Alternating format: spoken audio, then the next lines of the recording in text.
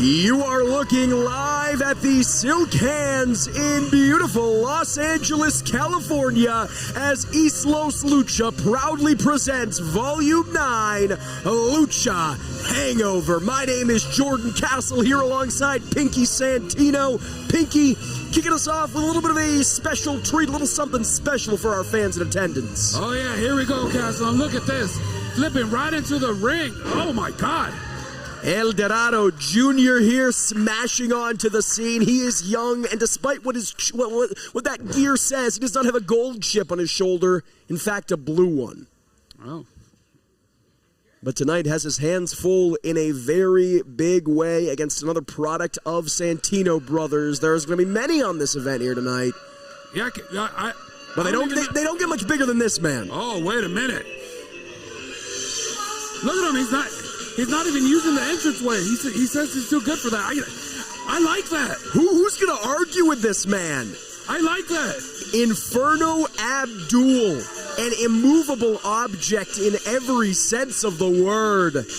Smashing his way onto Eastlos Lucha. As we mentioned, fans, this match not previously announced. There was no graphic made. Just brimming with talent here at the Silk Hands. We had no choice but to add one extra bonus match for each and every one of you.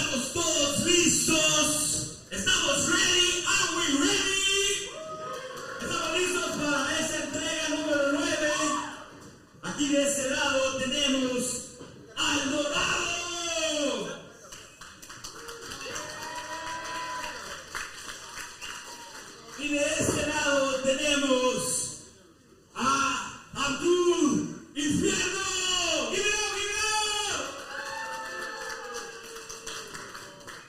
Oh, come on. The fans should be doing way better than that for a man the size of Abdul. Well, listen. Clap your hands ahí, give us some hands ahí. Everybody welcome to Eastlos Lucha número 9.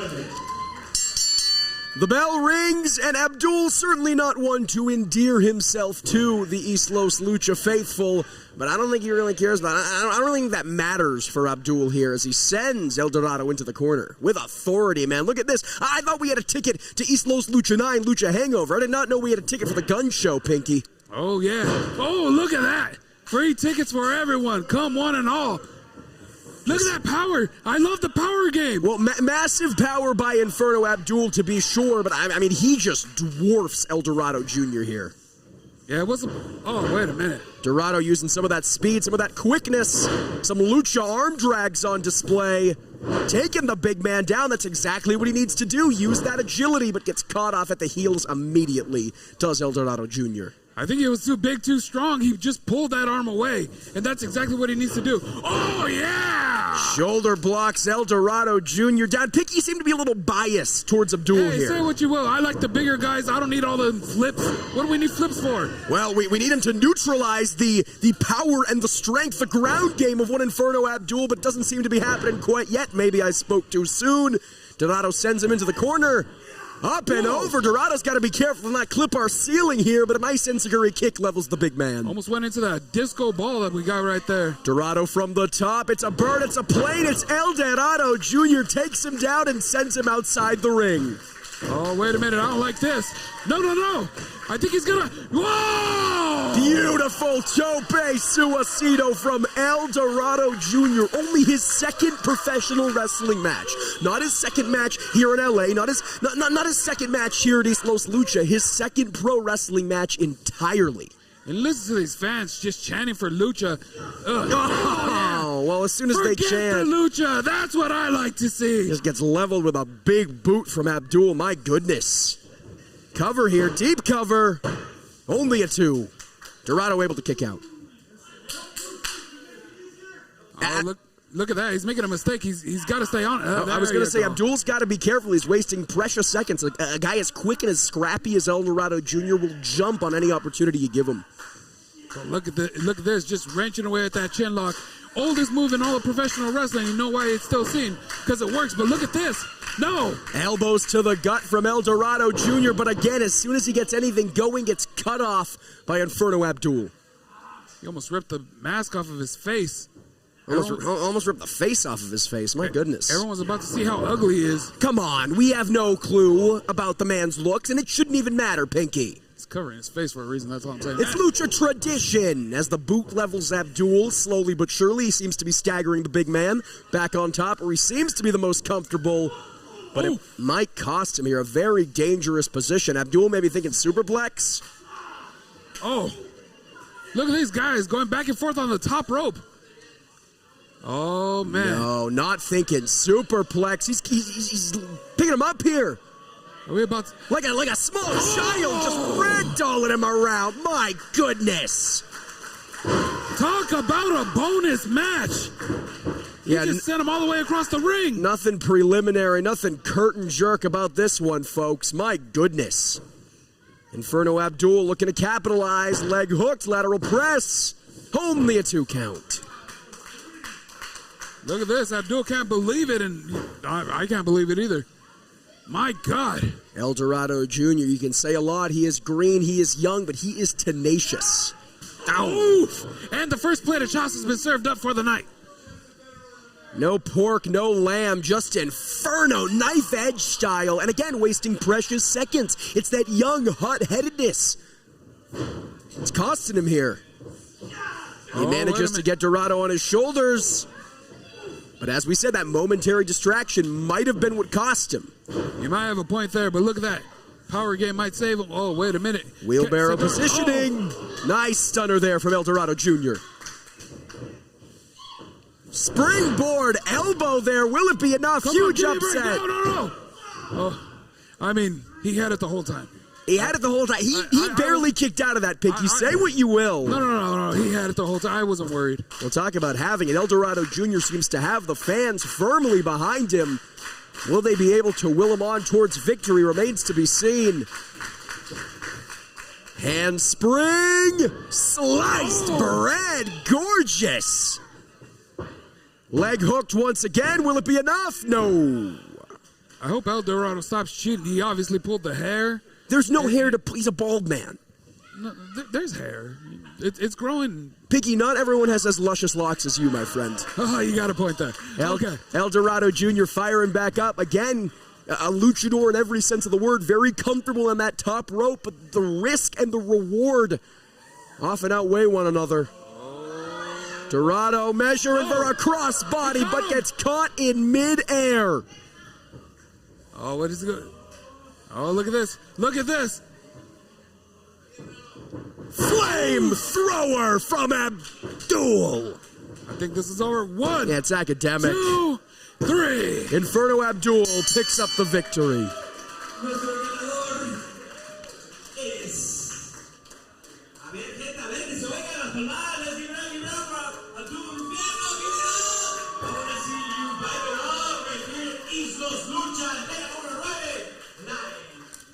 Luchahangover. Well, a decisive victory for Inferno Abdul, certainly making no friends in terms of his opponents or the faithful of Eastlos Lucha, but looking very, very dominant here. Well, you know what? You don't need friends when you're the size of Abdul. All he wants is gold, and he doesn't want that golden mask. No, that's not important to him. He's searching for any kind of gold here. Well, speaking of gold, we have 2 championships on the line tonight. I think one of them Inferno Abdul can compete for, and one of them he cannot. The Cruiserweight Championship and the Eastlos Heavyweight Championship, both on the line tonight. I'll leave that up to you, which one Inferno can and cannot contend for because of his size. But nevertheless, folks, a great event on tap. Jordan Castle here in the booth alongside Pinky Santino. We are streaming live on YouTube, my friend. Oh, yeah. And, I think we're about to get started. This is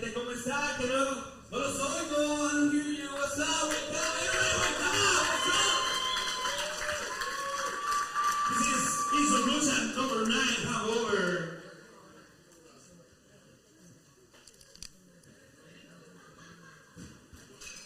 Once again, a shout out to our great sponsors for making this event possible. We could not do it without each and every one of them. Please give them a follow. Check out what they have in store as our true opening contest is underway.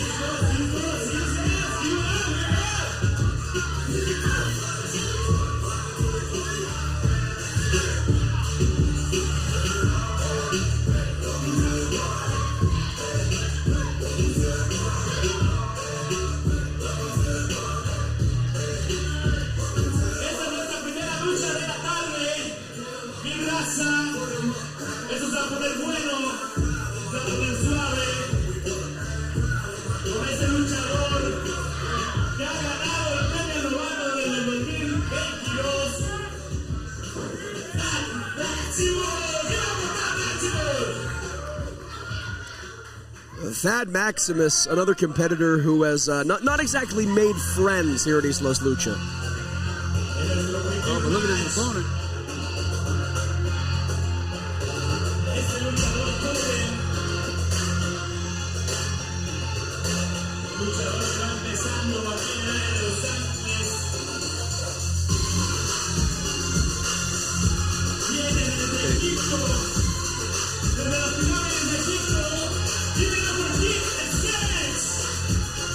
Kid Sphinx, not only a kid in name, only 16 years of age, and still 2 years of experience under his belt. Much more than his opponent tonight, Thad Maximus, who was only about 4 months in. Oh, give me a break. Get this guy out of here. He's got school tomorrow.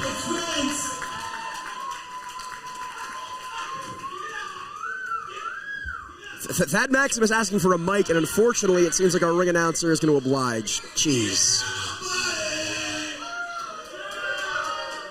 Ladies and gentlemen, Thad Maximus is here tonight at Eastlos Lucha. I'm happy to see you, Thad. See, I came here for one reason and one reason only.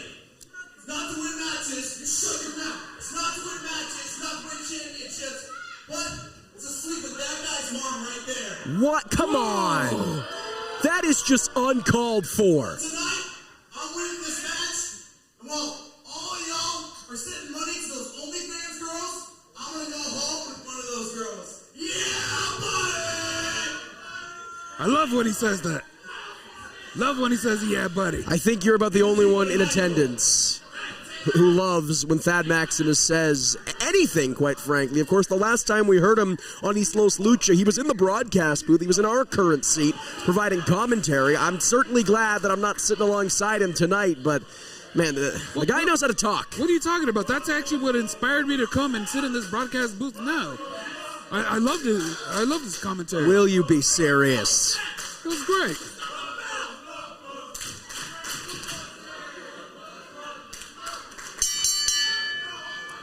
Come on, hey, where was the bell? That bell ringer needs to be fired, I'll tell you that much. As Kid Sphinx and Thad Maximus lock up here in the early going, a clear power advantage for Maximus.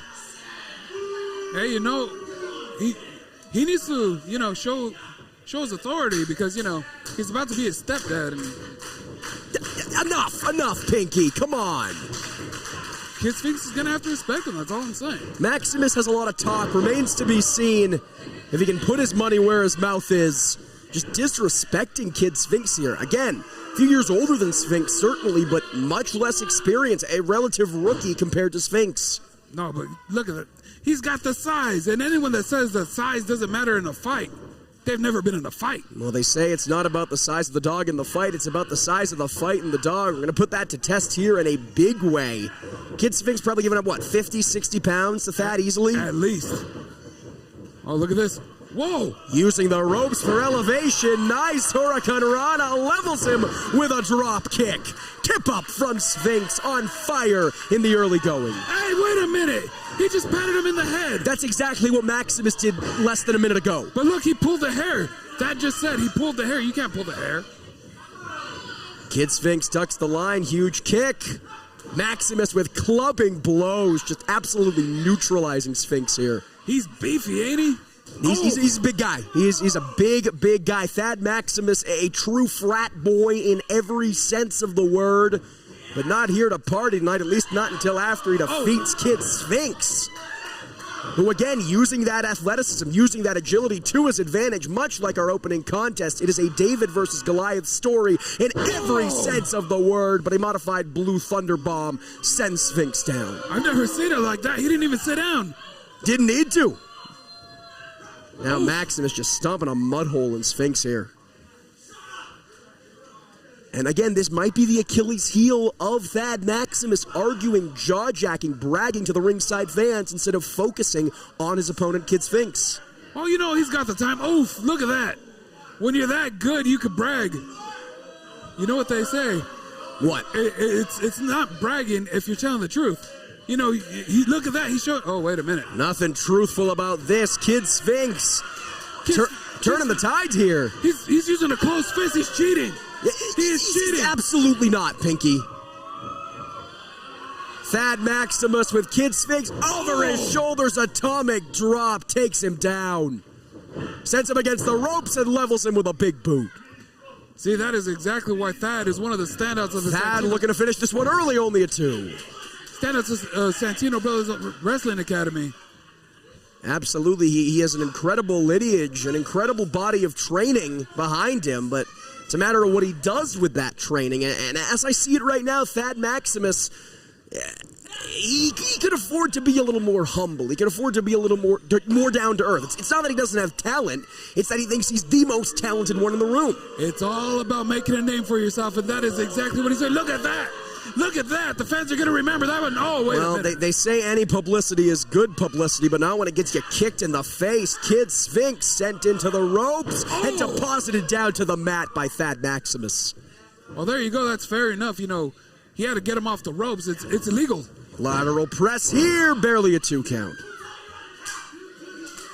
Again, Thad Maximus, first it was with the crowd, now it was with the official, wasting precious seconds arguing and yelling at anyone who will listen instead of focusing the offense on his opponent. Oh, look at this. No. Speaking of his opponent here, firing back, but again, multiple shots from Sphinx, barely level Maximus. One blow to the back sends Sphinx down. You want to talk about getting sent down? Nice scoop slam there. Oh, yeah, very impressive scoop slam. I'm glad you're finally showing a little bit of respect. He's a very impressive athlete. Take nothing away from Thad Maximus. Barely 4 months in.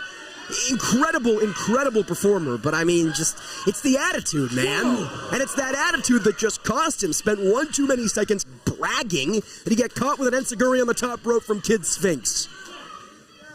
God, what are they going to do now? No, don't do it. No.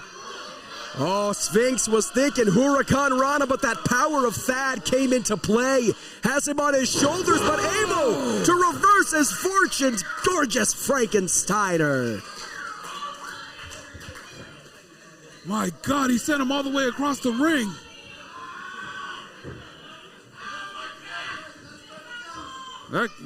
Listen to Thad, he hurt his back. My God. The official here administering the count. Certainly no one wants to see this matchup end at a double countout, but so are the rules here at Eastlos Lucha.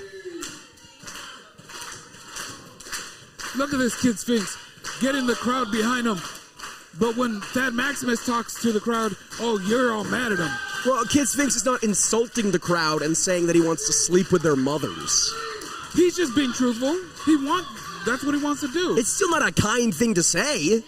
Oh! Talk about unkind. Kid Sphinx just leveling Maximus with a chop so hard you heard it through that singlet. And now Maximus with a handful of hair. What is this? Kid Sphinx against the rope. Springboard crossbody levels Maximus. Look at this. Whoa. Kid Sphinx wheelbarrow bulldog. Ooh. He got all of it. No, his poor face. The moneymaker, as they call it. The mothers are going to be so disappointed. Well, I think the mothers will just have to deal with it, Pinky. I think the mothers were disappointed when they saw Thad in the first place. You want my humble opinion? Disappointed that there's only one of them. Kid Sphinx firing up here, maybe looking for some game-ending offense.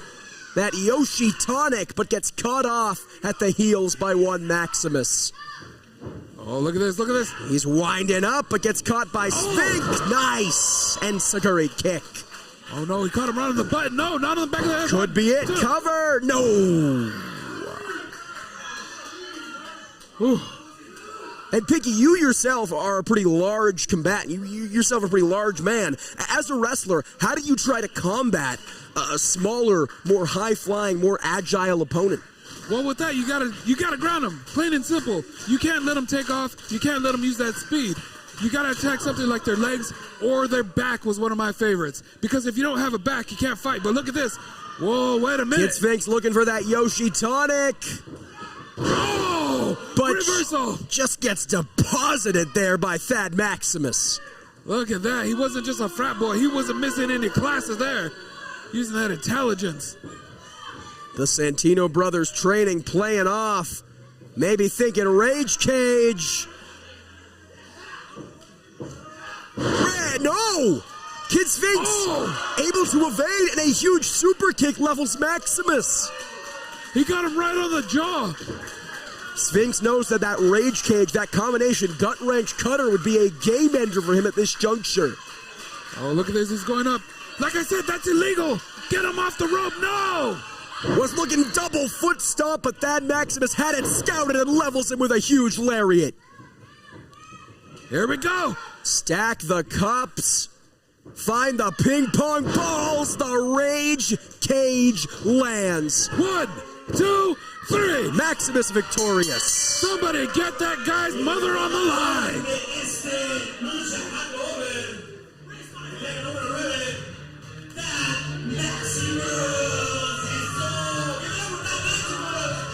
Despite what I might think about the attitude, that Maximus looking very, very impressive here. Oh, yeah, and look at this. He's not done. Now he's giving the ladies a show.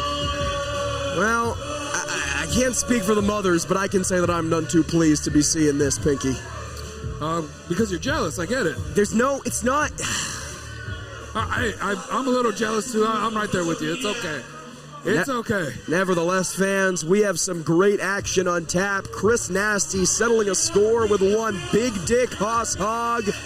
Sarah Zacher against Delilah Doom. We mentioned our 2 championship matches. Eli Everfly defending the Cruiserweight gold against Wicked Wicket. And in our main event, Doble Cara defending the Heavyweight Championship against Full Gore. But right now, we're going to send it back to ringside for our next contest.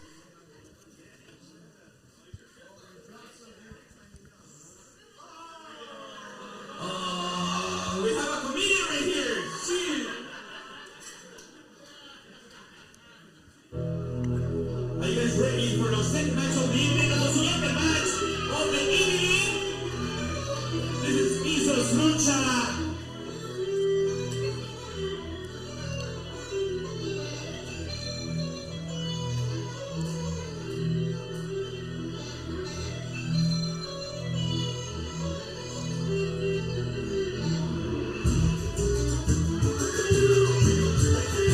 Here's someone that I have been impressed with for a very, very long time. A man I feel has been on the precipice of something great for as long as I've known him. Yeah, he's very impressive, and look at this. He doesn't waste time worrying about the fans and making them happy. No. He's here.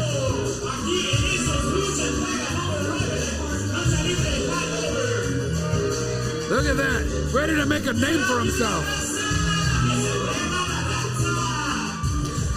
The fans should give it up. They should be happy just to be in the presence of El Primo Genio Tribeca. Is he asking them to pat him on his back? I'm not sure what we're seeing here. He doesn't want them to touch him.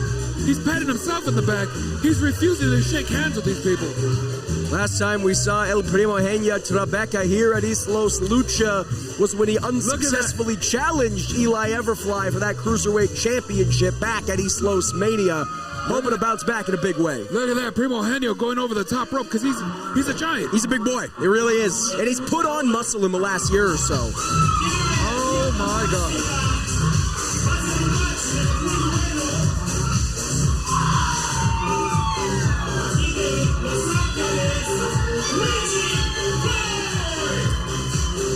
I'm going to give you a little anecdote here. I'm going to tell you a little story if you'll give me the opportunity here, Pinky.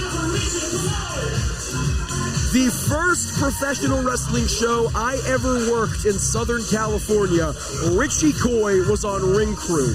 And you want to talk about growth, you want to talk about personal evolution, the amount of growth, the amount of evolution I've seen from Richie Coy, of course, in the last couple of years has been insurmountable. A transformation in every sense of the word. You know what? Take nothing away from Richie Coy. I'll say that here and now. But the question is, has he evolved enough to take on El Primo Genio Tribeca? Oh, look at this. Taking his time. He is a genius in the middle of the ring. Oh, wait. Don't throw that dress. Primo Genio, a little trepidatious here to enter the ring, doing things on his own terms. Talk about some luscious hair there. Look at that.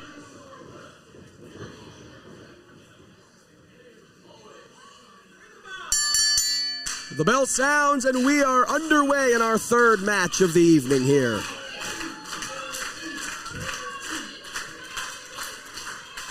Richie Coy looking very ready for everything Primo Henyo has to offer. Was telling me earlier on this afternoon that Richie's confused, saying, "Why am I fighting my cousin?" And I said, "Well, what are you talking about?" She said, "No, my cousin, my Primo." I go, "Richie, come on. It's not what's going on here." Oh, give me a break.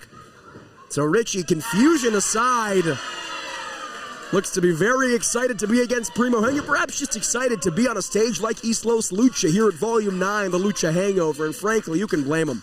Yeah, well, okay, I'll give you that. We have one hell of a stage here at Eastlos Lucha, but I think the bright lights might be a little bit too much for Richie Coy. Richie Coy, of course, with the size disadvantage to Primo Henyo. A little more height, a little more muscle on behalf of Tribeca, but not letting it stop Coy here. Oh, look at this. Wrist lock here. Look at the wrist control from Richie Coy, Pinky. Oh, wait a minute, but look at this, pulling back the fingers. Oh, give me a break. That's one way to start a chant. Can't pull on the fingers like, oh, there you go. Head scissors there from Tribeca, takes Richie Coy down, and just pushing Coy into the ropes. And Coy firing back with one of their own. Oh, look at this. These guys just shoving back and forth, and I think he shoved him in the face. I'm not sure if I've ever seen a chop level, or excuse me, a shove level a competitor like that, but Richie Coy, not one to be faltered, lands on their feet. Oh, look at that. Oh. Ducks the line, does Richie Coy, sends Tribeca into the ropes, and again, saying, "Paint me like one of your French girls." A little bit of mind games from Coy. And they certainly seem to be effective. Coy trying to finish this one up early into a roll-up, only a 2 count. Against the ropes, too quick to catch, up and over. Oh, wait a minute. No. In the words of Daft Punk, going around the world, here's Richie Coy, bringing Tribeca to follow. My God, I'm dizzy from that. How do you think Primo feels? I can't imagine. Oh! Kick there by Richie Coy. Missile drop kick lands flush across the chest.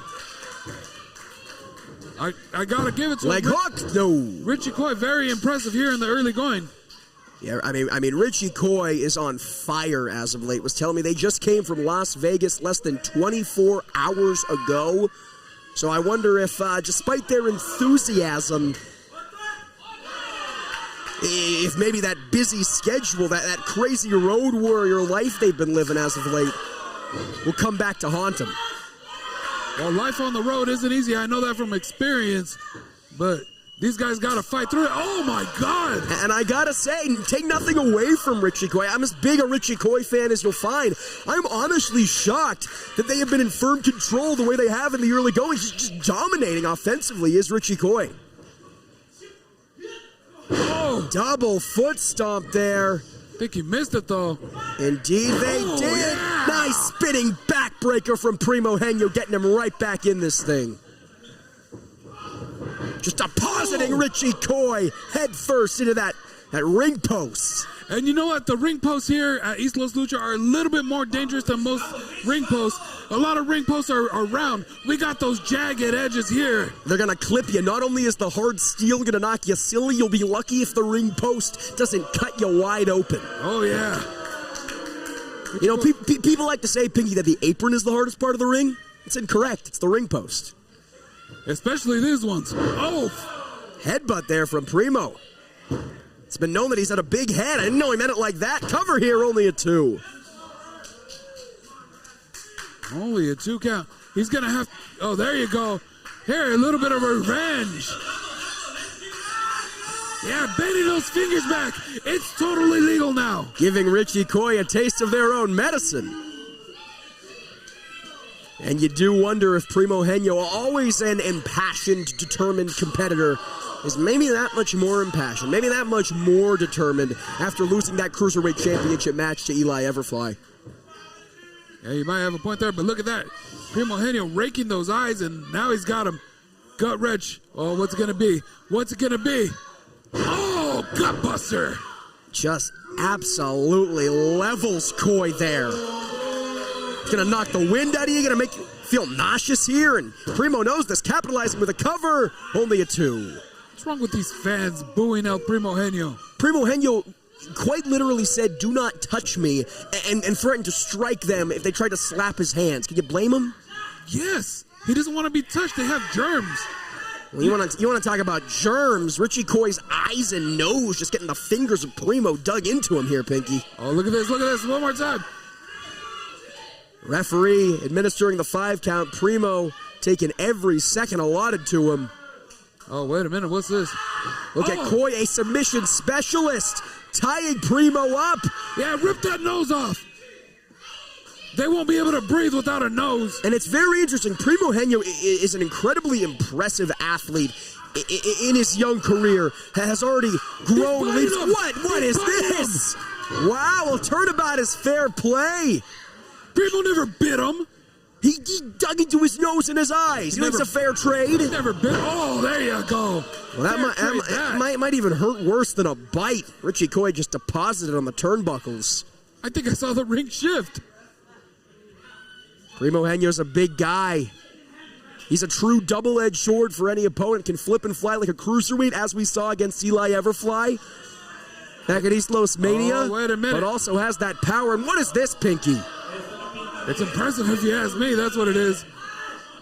Oh, No. Do it. No! That's what I'm talking about.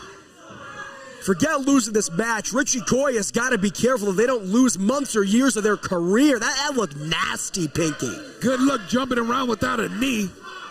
Oh, yeah. You mentioned it earlier, neutralizing the high flying, neutralizing the agility is the only way to do it against someone like Richie Coy. Look at that basement drop kick right to the chest. Will it be enough to put this one away? It will not. Oh, only a 2. Primo Henyo has got to be careful to not get frustrated. We've seen it before, Pinky. We've seen that frustration at not capitalizing quickly enough. That frustration of not getting the victory as soon as he would like cost him big match opportunities. I think it's unfair that these fans are chanting for Richie. It's throwing Primo off of his game. They need to be quiet. Listen, any fan who spends their hard-earned money to be here at Eastlos Lucha has any right to chant anything they want. Oh, give me a break. Primo Henyo here, cut off by Richie Coy. Again, on a bum leg, a bum ankle, it looks like, is Richie. But still fighting through the pain. Nice enziguri kick. No, Primo, watch out. Watch out. Coy on the top rope. Gorgeous cross body. Nice elevation from Coy. He got him right on the face. Richie Coy with an uppercut. Oh. Forearm there. Oh, look at this reversal. Oh, no. Oh. Right on the elbow. And now it's Coy ducking the lariat attempts from Primo Henyo, but a tilt-a-whirl head scissors takes Primo down and now into an armbar. Flawless, fluid transition there from Coy, and Primo might have no choice but to tap. This is sick. Everyone loves this. Poor Primo Henyo. It's a purely legal maneuver, but Pinky, now you're getting your wish. Primo reaches the ropes. No choice but for Richie to release the hold. And it seems like Primo favoring that arm. He was able to escape off of that rope break, but is the damage already done? Oh, look at this. No. No. Listen to these fans behind Richie Coy. No. Richie's firing back up. The bum arm of Primo might cost him, but again, the strong base, the power advantage, the size advantage of Primo Henyo paying dividends. Oh, wait a minute. Look at this. He floated over. Yeah, big elbows. Big elbows from a big man. Coy is staggered here. But look at the strength of Coy. Michinoku driver leg hooked. Oh. Thank goodness. Primo Henyo able to kick out. I'll admit it, I got a little worried there. It's a very impressive maneuver from Richie Coy. After everything we've seen Coy go through, the onslaught of offense, getting tied up like a pretzel in that turnbuckle, still able to hit a maneuver like that. Oh no. Coy firing up. It's like he feeds off of these people. What's Coy going for here? Yeah! There you go, right across the face. Oh! Primo Henyo able to reverse, able to find his way back in control, and now they're just trading chops in the center of the ring. Oh, my God! I think they heard that one in Monterey Park. Oh! There you go. Impressive kicks. Oh, jeez! Well, you know what they say. They tested their skill, now they're gonna test their will. And who's gonna go? Neither competitor wanting to give an inch, but it is Primo who is leveled, if only for the moment, bounces back with a big boot. Uppercut from Richie Coy. Deposits Primo outside the ring on the apron. Oh, goes for the kick, but Primo able to evade. Had it scouted. Headbutt to the gut. Oh, yeah, he planted him. Tornado DDT. Will it be enough to put away Coy? Deep cover, sits out on it. Uses the ropes for leverage, but still it is not enough. Richie Coy able to kick out. Why are they booing him? That was fair. Fine, Richie kicked out, whatever. I mean, Richie looked very impressive after all that. Still able to kick out. Still with the cheating, the attempted cheating of Primo Henyo. That wasn't cheating. That was leverage. That was intelligence right there. It's leverage, absolutely. That's against the rules. Oh, but you don't say that when they jump off the ropes. But look at this. Oh. It's referee's discretion. Primo has the arms butterflied here. Maybe think of that Alas de Angel. Huge club to the back. A Santino Brothers signature right there. Oh no, Richie Coy lands on their feet. Backslide here, trying to steal one. No, Primo Henyo kicks out at the last second. Oh, look at this. Going for that neck breaker, but look at this. One. Beautiful two. cover. No. Richie Coy has those legs. Jackknife pin. No. Oh, look at this. Gets the shoulder up. At the last possible second. Great awareness from our referee. Look at Coy staying on top of him, though. Bridge there from Richie. Can they get it? Oh, look at this. Richie's not allowing him. And now it is Primo with the arms butterflied once again. Alas de Angel. This has got to be it. 1, 2, 3. El ganador de esa contienda, el número 9 de lucha libre, Eastlos, entrega número 9 ha sido Primo Henyo.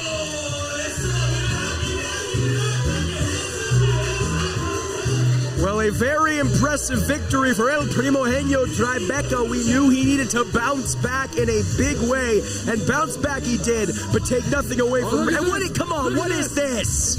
Oh yeah, get him out of here, Red. Primo already was victorious here tonight. Decisively, I might add. Did not need to cheat ultimately, and still the disrespect to Richie Coy. How do you justify that, Pinky? That he is the king of that mountain. That is his mountaintop, and everyone else needs to get out of his way. Justified there. Richie Coy took Primo to his limit. This was any competitor's match. He just ripped the mask off of some fan's ugly face.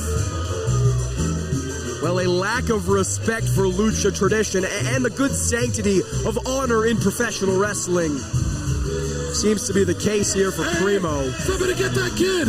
Somebody get that kid away! Whoa! Smacking Primo across the back. Primo's got to be kidding. That kid looked tough, man. Somebody call security! Primo Henyo was just assaulted! He was assaulted, insulted. That kid's gonna be brought up on charges. Así, eso. People, Ahora vamos a tomar un pequeño descanso mientras le hacen mantenimiento a luz para asegurar la luz de nuestros luchadores, que no va a haber algún accidente. A ver, Julio.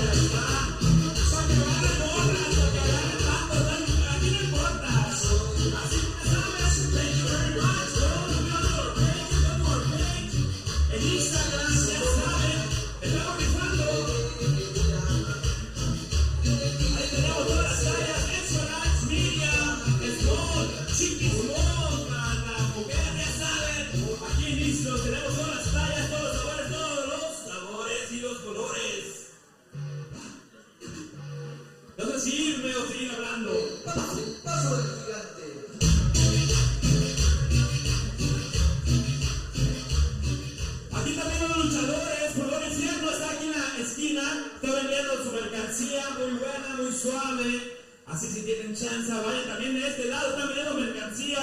We have merchandise on this side. Así es, bueno, pues creo que ya estamos listos, Julio. Ya se arregló el ring, así que ya estamos listos para la siguiente lucha. ¡Que yo me calle, pues! Wise man once said, the geek shall inherit the earth. Oh wait, that was me! Here we have a competitor who joined us at the final hour.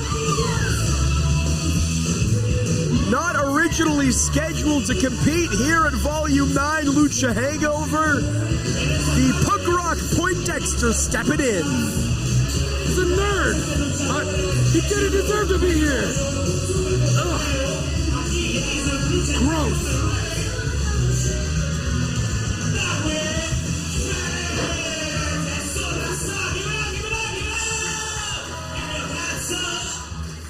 Another fixture of Santino Brothers.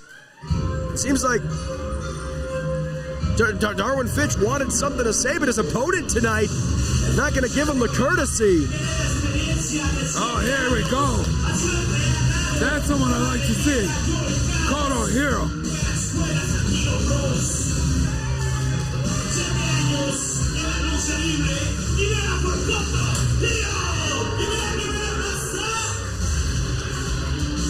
Kodo Hero originally scheduled to face off with Bamboo here tonight.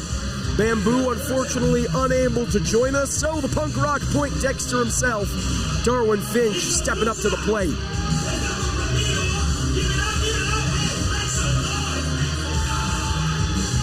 Listen, call Darwin Finch a nerd or a geek or any other expletives you want to throw around.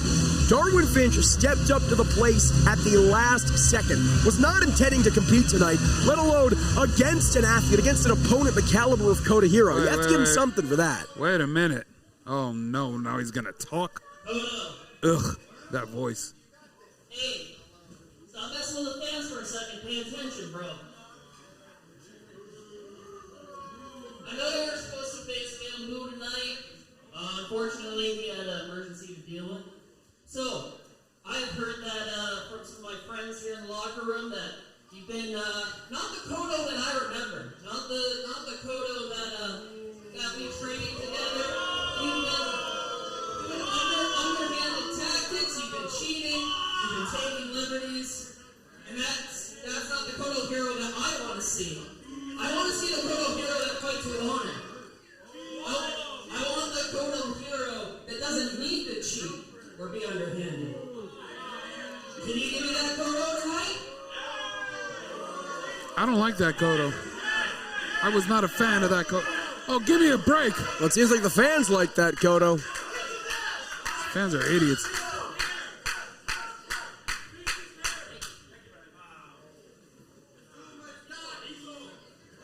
What? Assaulting the referee, shoving the official, Pinky. How do you justify that? He got too close, plain and simple. He's not even wearing a mask. You know, we're post-pandemic still. You never know.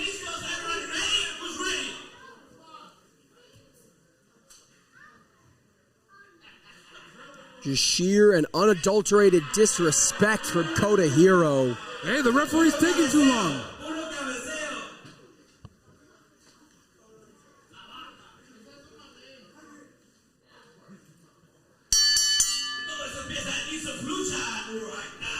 The bell sounds. Darwin Finch facing off against Kodo Hero. Pinky, I'm going to ask you to do something very difficult and put your bias aside. Who do you give the advantage to in this contest? Well, you know what?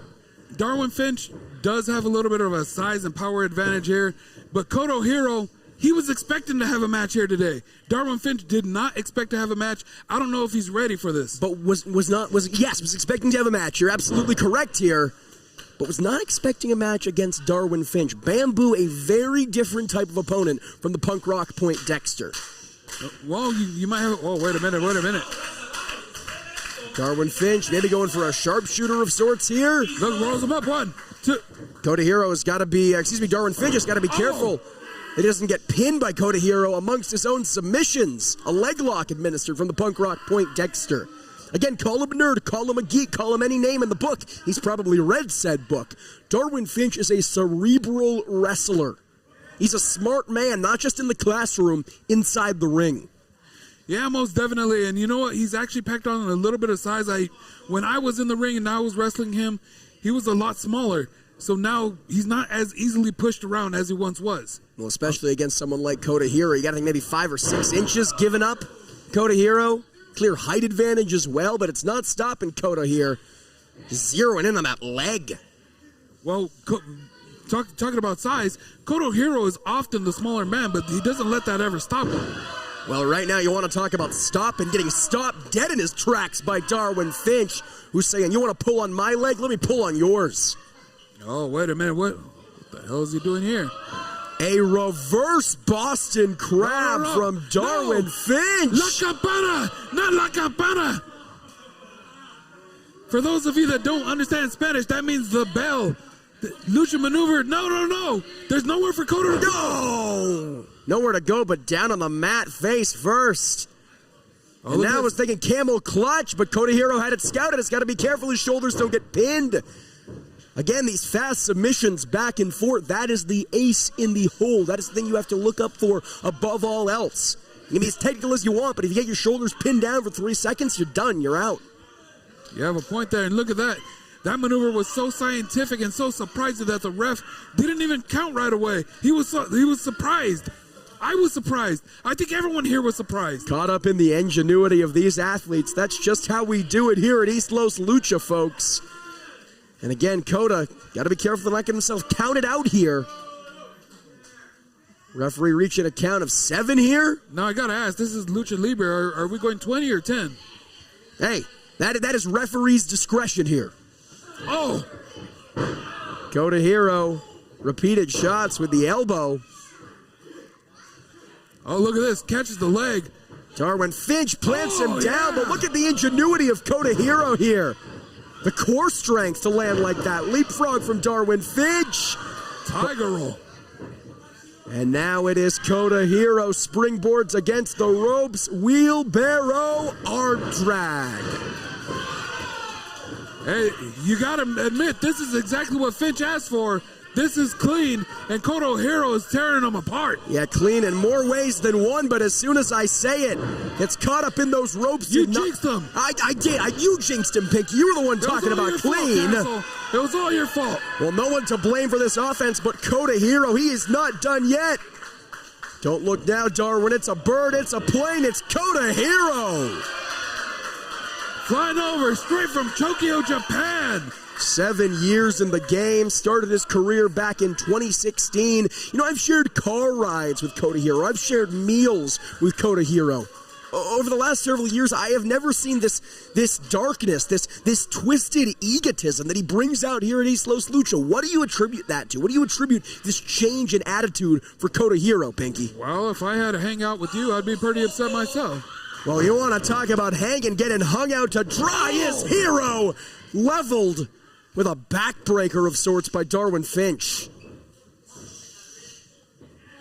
Now Darwin once again zeroing in on that leg. Almost a single-leg walls here.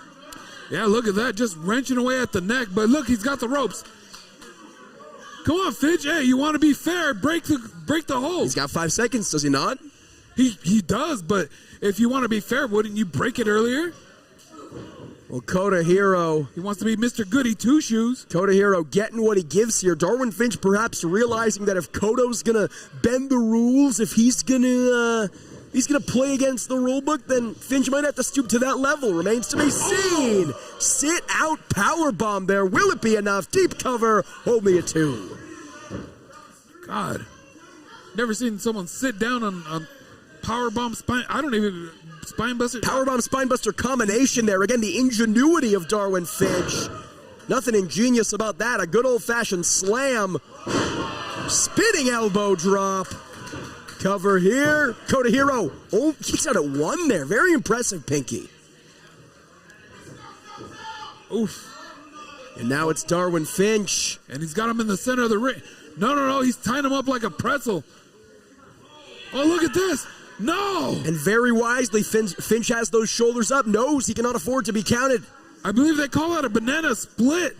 But look at this, he's got him in the cover. 1, 2. Splitting Kota Hero 2 ways to Sunday, but Koto's still able to find his way out of that one. Oh, look at this. Kota just oh, there you go. Shots in the midsection. Repeated shots to the midsection. My goodness. There you go. Oof! Like I said before, those back clubs, Santino Brothers staple right there. Oh. Darwin Finch with some nasty chops to the chest of Hero here. Castle, I got tired of those chops in those back. Whoa! That's why I'm sitting here with you instead of in the ring with them. I think Darwin's feeling pretty tired, but not tired enough that he's not able to land that bully slayer. Oh, basement drop kick. Did you hear that, Pinky? Right on the side of the head. He got him in the temple. And that's not just going to knock you silly. That might cause permanent damage. Oof! Spun him all the way around with that shot. Just knocking Kota Hiro silly. You might not win with a shot like that, but you're certainly going to neutralize him. You're certainly going to wear him down, so you're that much closer towards your ultimate goal of victory. And what is this? Darwin Finch with Kota Hiro in hand. These two are in a very dangerous part of town here, Pinky. Oh, no. Kota Hiro try to fight out of it. I think he got it. Sliced bread. I've never seen anything better. Right from the middle rope all the way down. That's why they call that high risk. But again, Kodo unable to capitalize here, Pinky.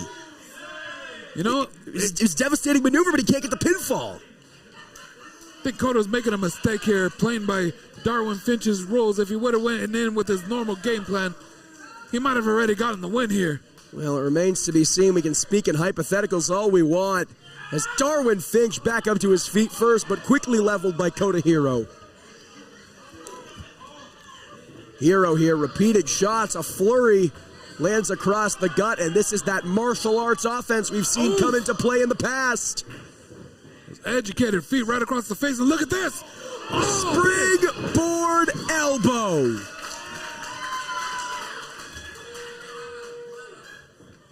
Darwin Finch up and over.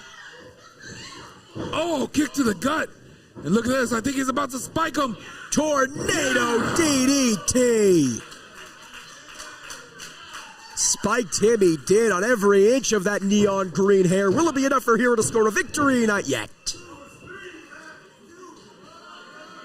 And we got to say, listen to these fans. They're appreciating this back and forth action provided by these two. I got to say, so far, we have not seen too many underhanded tactics from Kota Hiro. Maybe he listened to what Darwin Finch had to say. Here we go. He's going to fly. Once again, taken to the skies, but gets caught with a back-breaking Uranagi on that ring apron. My God. And as soon as I say it, maybe Kota Hiro paying for it. He is playing by Darwin Finch's playbook, as you said. He's not really bending or breaking the rules as we've usually seen. And maybe that's costing him. I don't know, Pinky. You know, when we called him a nerd, I thought we were going to see Gilbert, but Darwin Finch turned it into Ogre in there. Who are these people? How old are you? Revenge of the... Never mind. Ugh. Forearms back and forth between Hiro and Finch.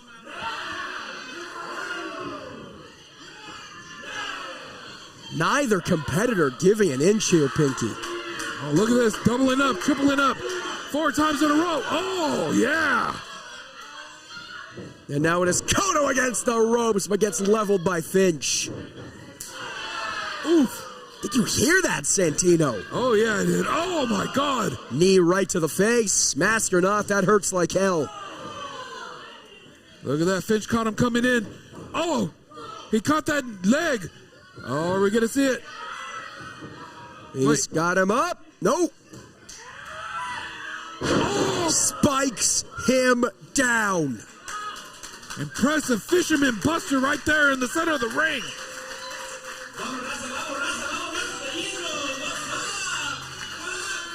And again, both competitors are down. Got to be careful we don't see a double count out here, whether it's 10 or 20.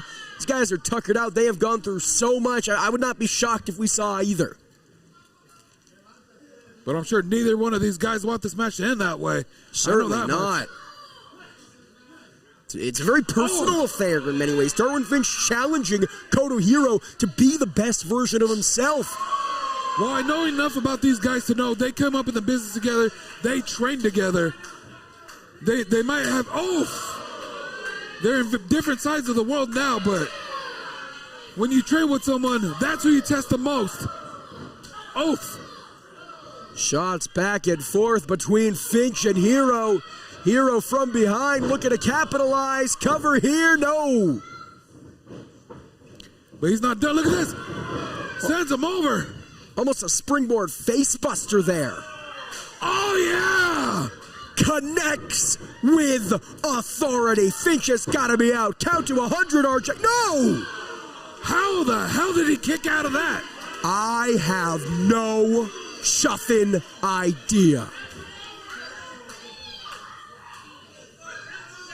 Kota Hiro can hardly believe it. You can barely see the man's face under that mask, but the look of shock is evident. And what is this? We saw it before the bell even rang. Jaw-jacking with our official, laying hands on the referee. Look at this! Wait, no! 1, 2! Oh, Darwin Finch nearly stole one here. And Kota Hiro knows this. Oh! Headbutt from Finch. Oh, he's got him hooked. He's got him hooked. Oh! Knee capacitator there. Will it be enough? No! Kota Hiro able to kick out. Such impressive offense from Darwin Finch, but Hiro just not going quietly into the night here, Pinky. Yeah, you know what? I got to give it to Finch. He was not expected to be here today, but he wants to make sure he makes a name for himself to go on to the next show. He's a last-minute addition, but you certainly wouldn't know it, given how impressive he's looked thus far. What would a victory against Kota Hiro, a relative staple here at Eastlos Lucha, mean? Oh, something big, I gotta say. You want to talk about something big? Oh, the hypothesis! Nothing hypothetical about that, but the Ensaguri from Kota Hiro lands. Look at that, I don't think Finch knows where he is right now.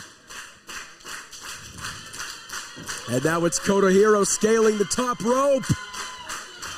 Interestingly enough, despite his underhanded attitude. Oh, I think he was playing possum. Playing possum or perhaps just found a second win. Either way, Darwin Finch is back in this thing in a very big way. Oh, wait a minute. What are we going to see up here? We are back in a very familiar yet equally dangerous position, that top turnbuckle. Finch back up. He hit the rewind button on that and just rolled straight back. Oh, wait a minute. As opposed to a rewind, hoping to put a definitive stop to this matchup by defeating Kota Hiro. But Hiro, with repeated shots to the gut, knows he can now afford it. Oh! Sends Finch down face first, and he's not done. Yeah! Double foot stomp levels the punk rock Point Dexter. He's not done. Brain buster! It's a big brain. It's a high IQ. And is it busted enough for a 1, 2, 3? Yes, it is.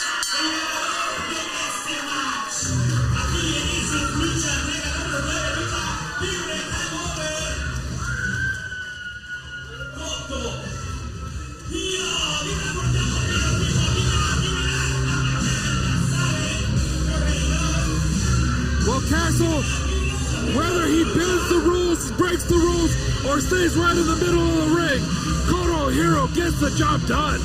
Pinky, I gotta give the devil his due here tonight. Kota Hiro looked very impressive, and from my vantage point, did it by the book. Did everything right. Did not cheat, did not screw around, did nothing fishy, and Darwin Finch acknowledging that much. Wait a minute. With a post-match handshake. Very, very impressive victory Don't for do it, Kota Kota. Hiro. You can't trust that guy. Seems like Kota having some reservations. And he will, in fact, show Finch respect. Real recognize real. You absolutely love to see it, Pinky. Yeah. I don't know if I'm a fan of that, but it seems to make these plebes happy. What's there not to be a fan of? These two went to war here. And despite what you might think about it, Pinky, it seems like there may be a changing of the guard for Kota Hiro, at least in terms of his attitude. Prove to Finch, prove to the fans, prove to us, but perhaps most importantly of all, prove to himself that he does not need to grab ropes, he does not need to grab tights, he does not need to grab anything in order to pick up a victory here at Eastlos Lucha. Yeah, but, he could. Might help him, but, that's just me. I gotta give it, like you said, give the devil his due. He played it fair and square today, and he came out on top. Very impressive win by Kota Hiro. Fans, still so much more action on tap. We're going to take a brief intermission pretty soon. But before that, we have something very, very personal. You thought Darwin Finch made our last contest personal with his challenge, his ultimatum to Kota Hero? I think it's time, Castle. You ain't seeing nothing yet.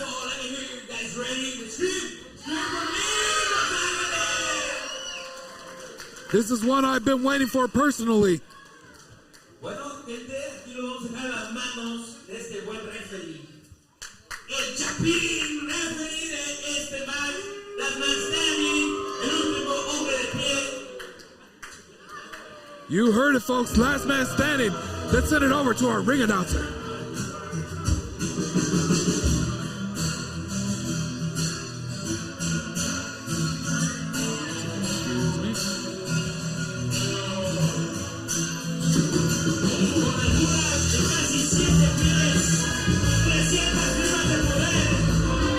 The former Eastlos Lucha heavyweight champion.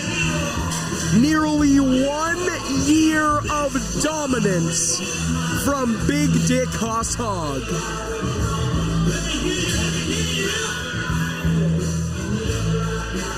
Whoa, watch out for the bell! You gotta duck and cover when Hoss is in there, swinging that bell around. Pinky, I'm sorry to tell you this, but I got a fever. And the only prescription is more cowbell. You remember that, but you don't remember Revenge of the Nerds. Oh, give me a break. It's a classic, man. Christopher Walken.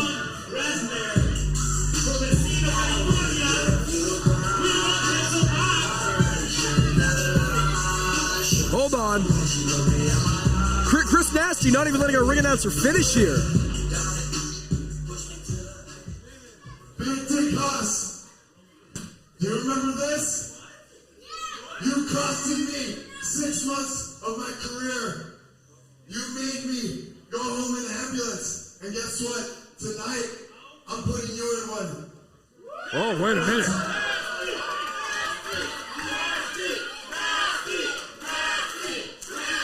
Hey, Hoss baby, I talked to management, and guess what? This match is now a last man standing match. Chris Nasty making it official. Of course, for those uninitiated, it was back in October. Chris Nasty challenging Big Dick Hoss Hog for the heavyweight championship. In that match, he broke his wrist.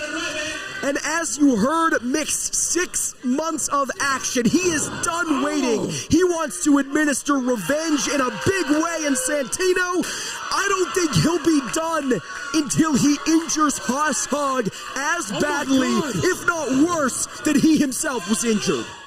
Look at that. Hoss just absorbed that chair shot. It's firing him up. That's a real chair, folks. We can attest to it. Finally, the shot right across the skull levels the big man. But you're right, Pinky. The man was a champion here for a very good reason. You're not a ham and egg. You're not a Joe Schmo. You're not a scrub-a-dub if you can absorb shots with a chair from a determined Chris Nasty the way Hoss Hog did. And now he has the chair in hand and just leveling Nasty with shots of his own. Oh, look at that. These guys going back and forth. Well, Nasty said it himself. Last time they were in the ring together, he left in an ambulance. It's surprising to me that he would want this match where Hoss could literally use anything. Well, I think Nasty feels like he himself has nothing to lose. He doesn't just want to beat Hoss Hog. It's not about getting a victory. It's not about getting a submission or a pinfall or a countout or a disqualification. Chris Nasty wants to hurt Hoss Hog. He wants to make him feel the same pain.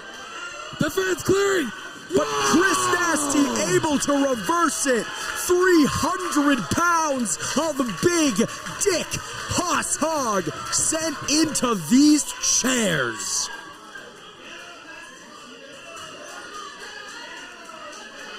Chris Nasty with another chair. Black chair, white chair, it doesn't matter. They're hard plastic and they hurt like hell, Pinky. Oh, yeah, I know. I've been on the other side of those chair shots. And look at the smile on the face of Chris Nasty, but again, spent one too many seconds. Oh, yeah. Taunting and jaw-jacking to you fans watching at home. Gets caught across the skull. The mush, if you will. That's how you know it's truly no holds barred here. These guys are going straight for the head. It's a last man standing match. Need a count of 10. You see the referee administering false count anywhere here in the Silk Hands. He's at a 4. It's not a good sign for Nasty. Already nearly halfway through the count. Really a minute into this matchup. And look at Haas just choking Nasty with that chair and drilling him throat first into that ringside post. You mentioned those jagged edges earlier, Pinky. There you go. Shades of the great Undertaker right there. Oh, wait a minute. Oh, I think both of these men want to make each other rest in peace tonight. My God. Just drove one chair. Like a guillotine, that chair just closed over his throat. And I mean, I know this is a very, very personal affair for Chris Nasty, but... Oh, we got the steel chair now. Hog is done with plastic. He wants to hurt Nasty with steel. And again, fans... Oh, my God! If the sound wasn't already an indication... There's nothing fake about that. There's nothing phony about the steel that just got drilled across the back of Chris Nasty.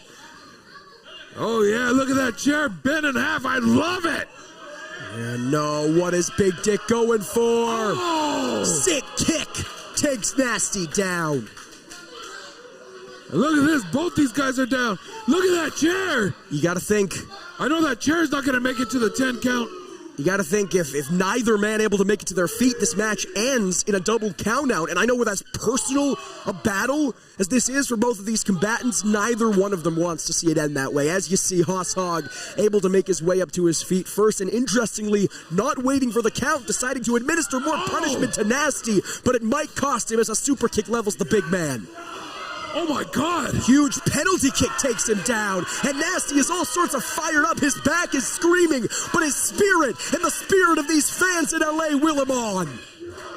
No. Oh my God! Power bomb back first onto the ring apron, the hardest part of the canvas, Santino. I like how you changed that for you. It is.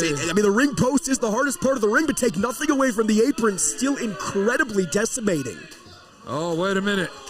What the hell is Haas about to do? Hoss Hogg on our stage. Hook 'em horn, says the big man. What on earth does he have in store here? Oh, thank God. I thought I was about to jump on him.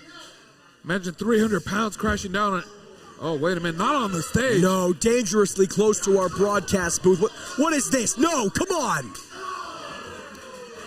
Chris Nasty trying anything in his playbook to evade. He knows can ne'er avoid this. No.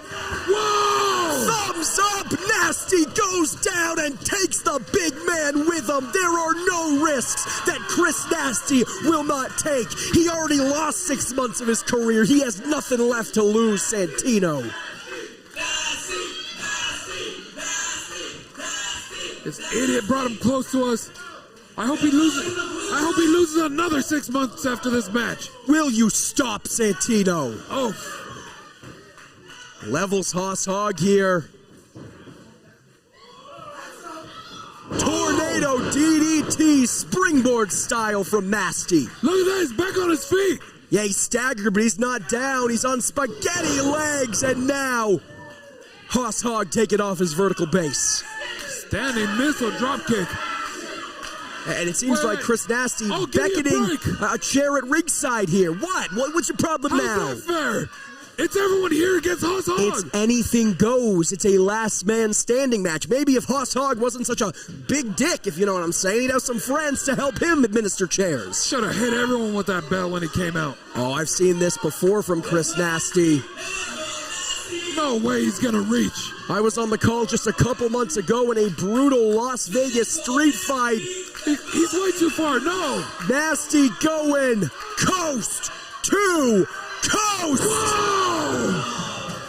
Face full of hard plastic for Hoss Hogg. My God.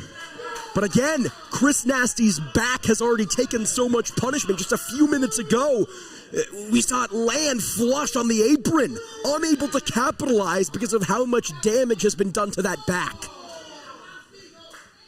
God, oh, look at this. Come on, Haas, make it to your feet. He's got the chair in hand once again, does Nasty. Sights locked and loaded on Haas Hog. Oh. Chair across the head and still Haas on his feet, Santino. Sounds like a horror movie monster. He's unkillable. Oh my God. Chair across the back. Can't believe Nasty would do this to someone. They don't call him Nasty for a reason. Pop up! Yeah! Power bomb! And he's not done. He's not done. Yeah! Crazy lariat from Big Dick Haas Hog. And look at this, just rolling out to get to his feet, nice and easy. I don't think he's rolling out to get to his feet nice and easy, Pinky. I think Haas Hog is searching for some weapons of destruction under the ring. Oh, yeah. A board here. Spray painted. Oh, my God. But honestly, he might not need it if Chris Nasty is unable to make his way up to his feet. Might just be a precautionary measure for Big Dick Haas Hog here. And Castle, I've been through these boards before. That is that pressed wood. That makes so many splinters that just reach and tear your back. Yeah, talk about adding insult to injury, right? It is thin, but it is deadly. As Big Dick Haas Hog sets a chair up in the opposite turnbuckle, just turning this entire ring into a playground of violence. Ooh. And do you know how hard those chops need to be to hear them through the shirt of Chris Nasty, Pinky? Yeah, I've taken those chops. Once again, that's why I'm sitting here with you. Hold on! Oh, Be no. careful what you wish for, you just might get it. Big Dick Haas Hog lodged into his own chair. Oh, wait a minute, what is this? Whoa! Lucha scumbag flies. Tope Suicida, and that is exactly what this guy is. He's like a suicide pilot. He doesn't care what happens to himself. This is sick. You can never count Chris Nasty out. It doesn't matter how much punishment he's taken. He always finds a way. Oh, what the hell is he setting up for now? I don't think Nasty's done flying, Pinky. No, Haas is at a seated position. This could end very badly. No! Oh! If it ain't broke, don't fix it. Another Tope Suicida, this time with the glutes, the legs, and the lower back of Haas Hog getting clipped on that steel he was sitting on. Look, once again, I wouldn't be surprised if both men stayed down after that one. My God. And again, what a shame that would be, not just for the spirit of competition, but because of how personal this one has been, Pinky. Yeah, you're not lying. Like, once again, Nasty said, 6 months his career. We thought he might have never came back, but look at this. He's back in there. Oh, and he's trying to get his revenge, but Haas Hog has other plans. And I talked to Nasty earlier on tonight. He made it very clear. He does not believe that this was just an accident that happened to happen. Wrong place, wrong time. He truly believes that Haas Hog hurt him with intention, that he tried to cost him his career here. Explains a lot of the intensity we're seeing. Oh, wait a minute. Look at this. Oh! Super kick. Going for another super kick. Oh, look at this. Haas Hog said, come on, come get me. Chris Nasty's firing up. Will third time be the charm? Whoa! Exploder suplex. I'm not sure what's more broken, that door or the body of Nasty. This one has got to be over. This is it. Look at this. The board just landed on top of Nasty. Holy shit is right. Excuse my language, but there's no other way to put it, Castle. Well, Big Dick Haas Hog up to his feet first. Once again, rolling to the outside. Where's he going here? He's headed to the back. This thing's over. Is he running away? Is he really? No. Oh, wait a minute. He's not done. As if we haven't seen enough violence courtesy of those chairs. Another couple in the hands of Hog. Look at this. Not even the referee is safe. Those chairs clipped the referee out right on his ankles. But look at... A war casualty here for Big Dick Hoss Hogg. He doesn't care who he hurts in the process as long as he finishes what he started back in October. Castle, if you ask me, at this point, Nasty deserves it. He deserves it. He wanted this match. God forbid Nasty tries to fight for what he believes in. And look at this, Pinky. Talk about fighting. Somehow, some way, Nasty beating the count, making his way back up to his feet, but as soon as he does, crumples back to the mat and gets caught in the clutches of the Big Dick Hoss Hogg. Look at this. This thing is over. You wanted this, Nasty. Now you got it. Very, very dangerous place to be. A superplex is already one of the most dangerous maneuvers a competitor can administer. Castle, look! But Chris Nasty! Power bomb on Big Dick Hoss Hogg!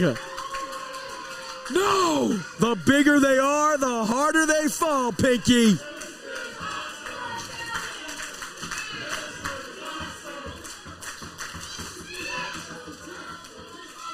These fans are sick!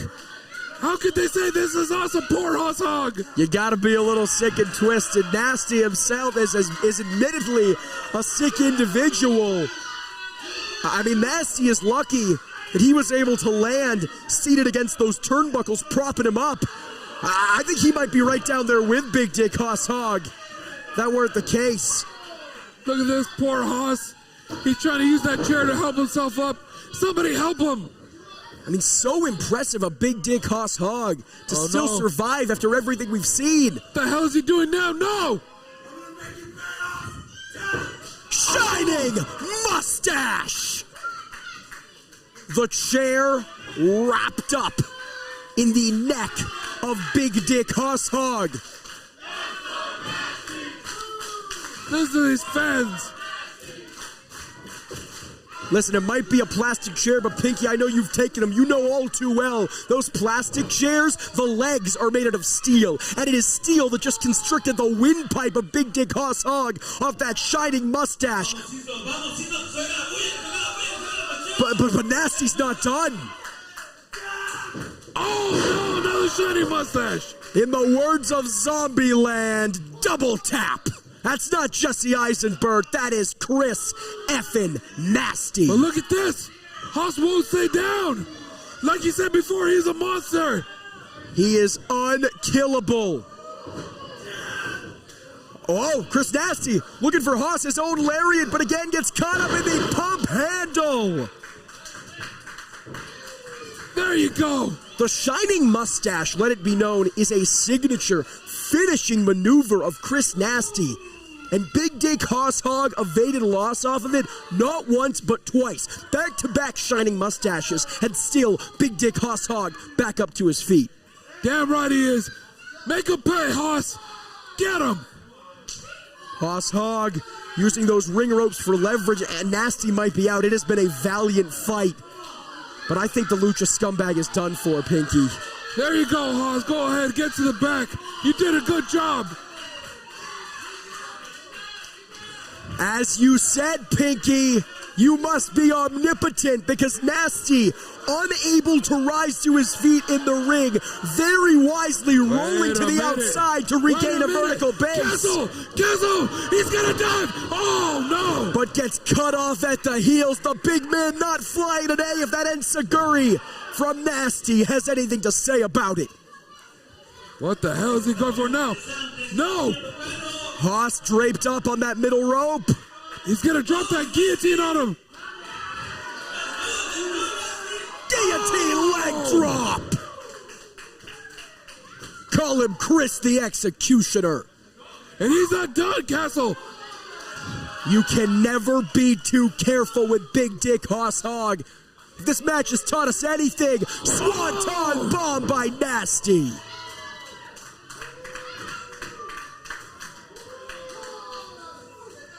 Big Dick Hoss Hogg, perhaps on instinct alone, rolling towards the outside, but unable to make the full rotation. Come on, Hoss, just one more roll.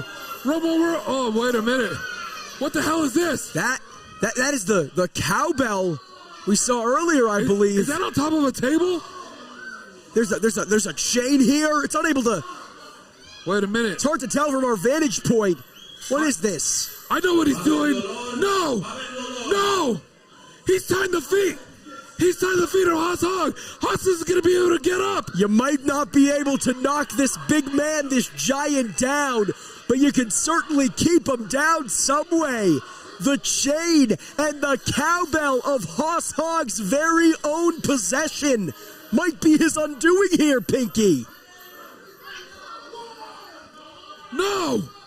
No! Look at this. Haas can't get up. That's a cowbell and a steel chain. Oh! Right across the face of Big Dick Haas Hog. And he's out cold here, Pinky. And listen to these fans. They like it. No! Come on, Haas. Get up. Get up, Haas. Brilliant strategy from Chris Nasty. Making lemonade out of lemons here. Haas is barely regaining consciousness, but even if he does, it doesn't matter. He's all tied up. No! Nasty victorious.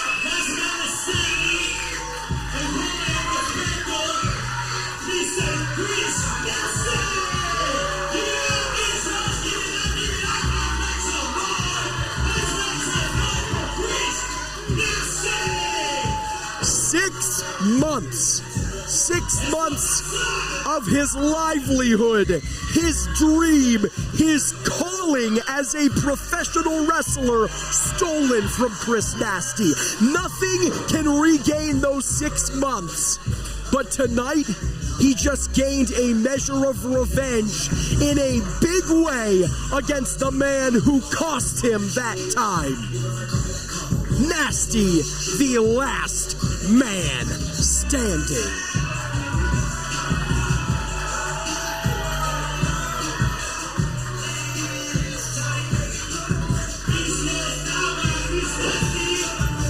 Pinky, you're awfully quiet there, my friend. I hate this. I hate this right now. It was a cheat.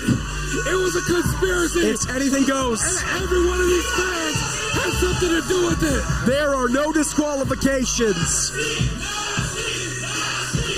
Fans, at this time, we are going to take a brief 15-minute intermission, but we will be right back with Zara Zacher versus Delilah Doom, and not one, but 2 championship matches. Stick with us, free, right here on YouTube.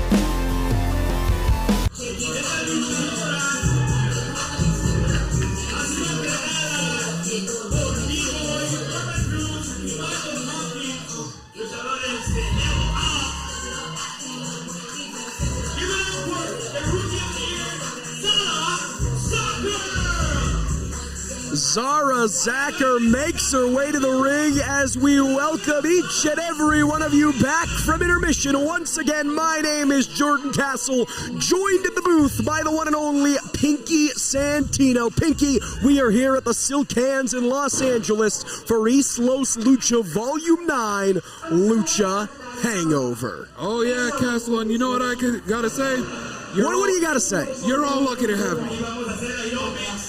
Well, that's certainly one man's opinion. I know. How would I sing your song? As the woman with the best entrance music in professional wrestling, Zacher's opponent makes her way to the ring.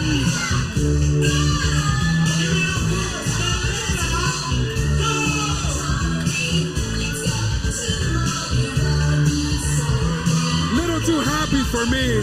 I'm more of a Robin Daggers fan myself. You're not a Robin Sparkles fan? No, I'm all about Robin Daggers. That's okay. But you know how much. It's so good, Pinky. I'm sorry, I can't help myself.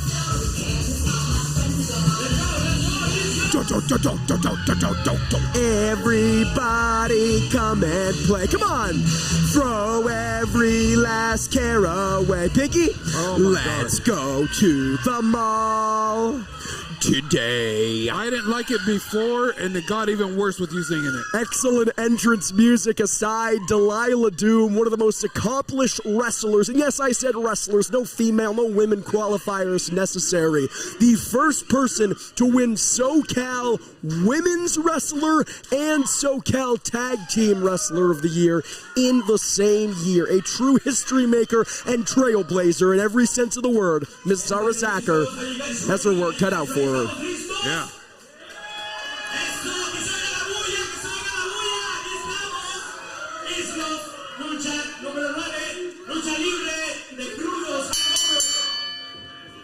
But Zacher, no joke in her own right. No slouch, not at all. Trained by the legend of all of Southern California, B-Boy. So you know anyone coming out of that level up school, they're accomplished themselves. She's legit a product of the Level Up Academy in San Diego. Only a few months into her pro wrestling journey, stands in stark contrast to Delilah Doom, nearly a decade in the game since her 2014 debut. It'll be interesting to see if the rookie can match wits and strength with the veteran here. Well, they don't call her the petite powerhouse for no reason. Zacher, I've seen her before.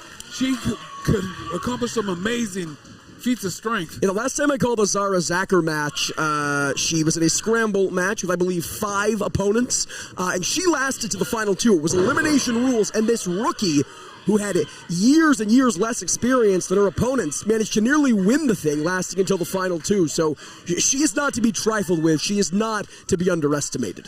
Look at that, using that gator roll to get a better position, but Delilah Doom switches it up on her. Delilah Doom has won championships across Southern California and beyond. Current SBWA Inner City champion. The first ever woman to hold the title, or any title there, at Santino Brothers Wrestling. Former Shimmer World Tag Team champion. I mean, the list goes on and on and on. And look at this. Making sure the gear is unstitched from one another. Hey, man, that gear's expensive. We don't want to be pulling threads and stuff and, mess that up, because I don't know if you've ever had something personally made for you. That stuff's expensive. What are you trying to imply? I don't have anyone who likes me enough to make something personally for me, Pinky? What are you trying to say here? I don't know. Looks like you bought that at JC. Yeah, I got this at Savers. I got this at the thrift store. What of it? Looks nice. Fits very well. It's not about me. It's not about my excellent attire or your less than favorable one, Pinky. It's about these two ladies squaring off, locking up in the center of the ring. Castle over here thrift shopping, but never mind. Yep. You said. Yep.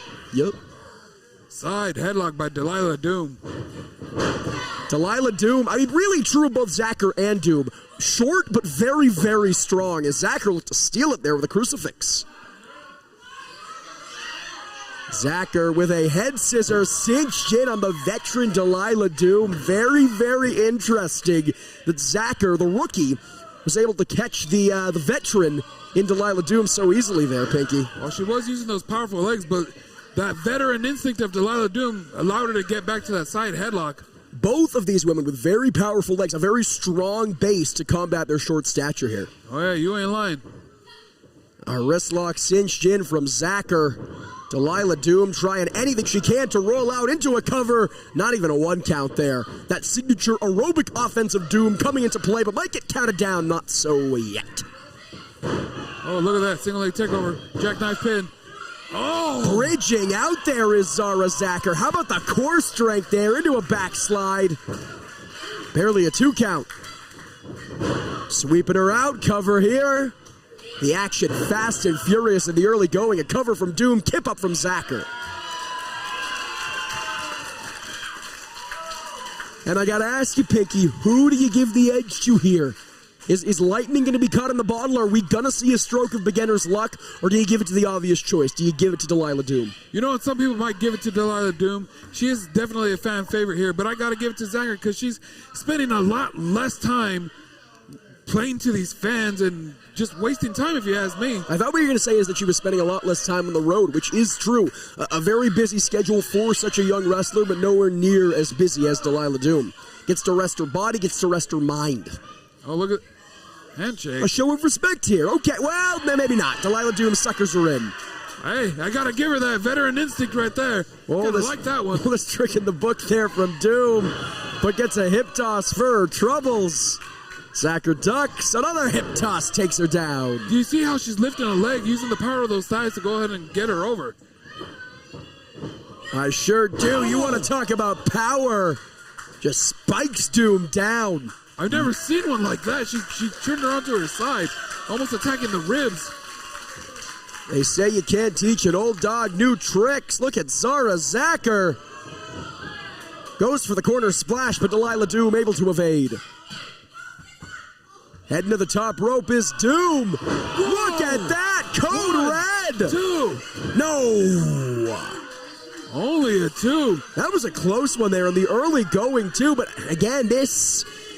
Listen, Pinky, take nothing away from her. She's a fantastic competitor. But Delilah Doom knows better than this. To argue with the official off a near fall like that, you're wasting precious seconds. Oh, look at that. Delilah Doom showing all that power.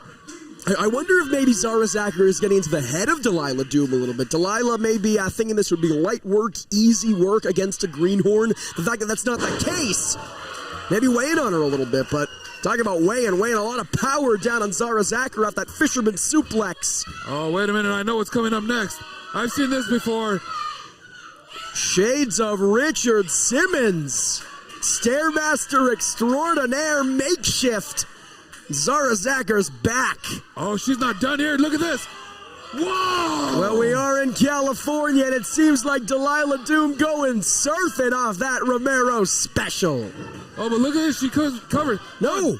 Only a 1 count. Barely a 1 count here. Zacher ducks the line, ducks another. Punt kick there. God. Wow. She nearly knocked her head off. 1. Cover here from Doom. No. Look at both these ladies want to pick up a win here today.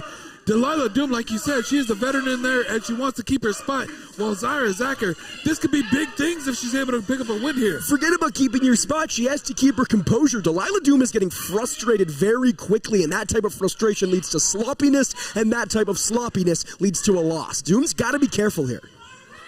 Oh, look at this. Go behind. Trying to gut wrench her up. Zara dropping her center of gravity right there, not allowing herself to be picked up. Look at Delilah. Oh, excuse me. Delilah Doom here, yes.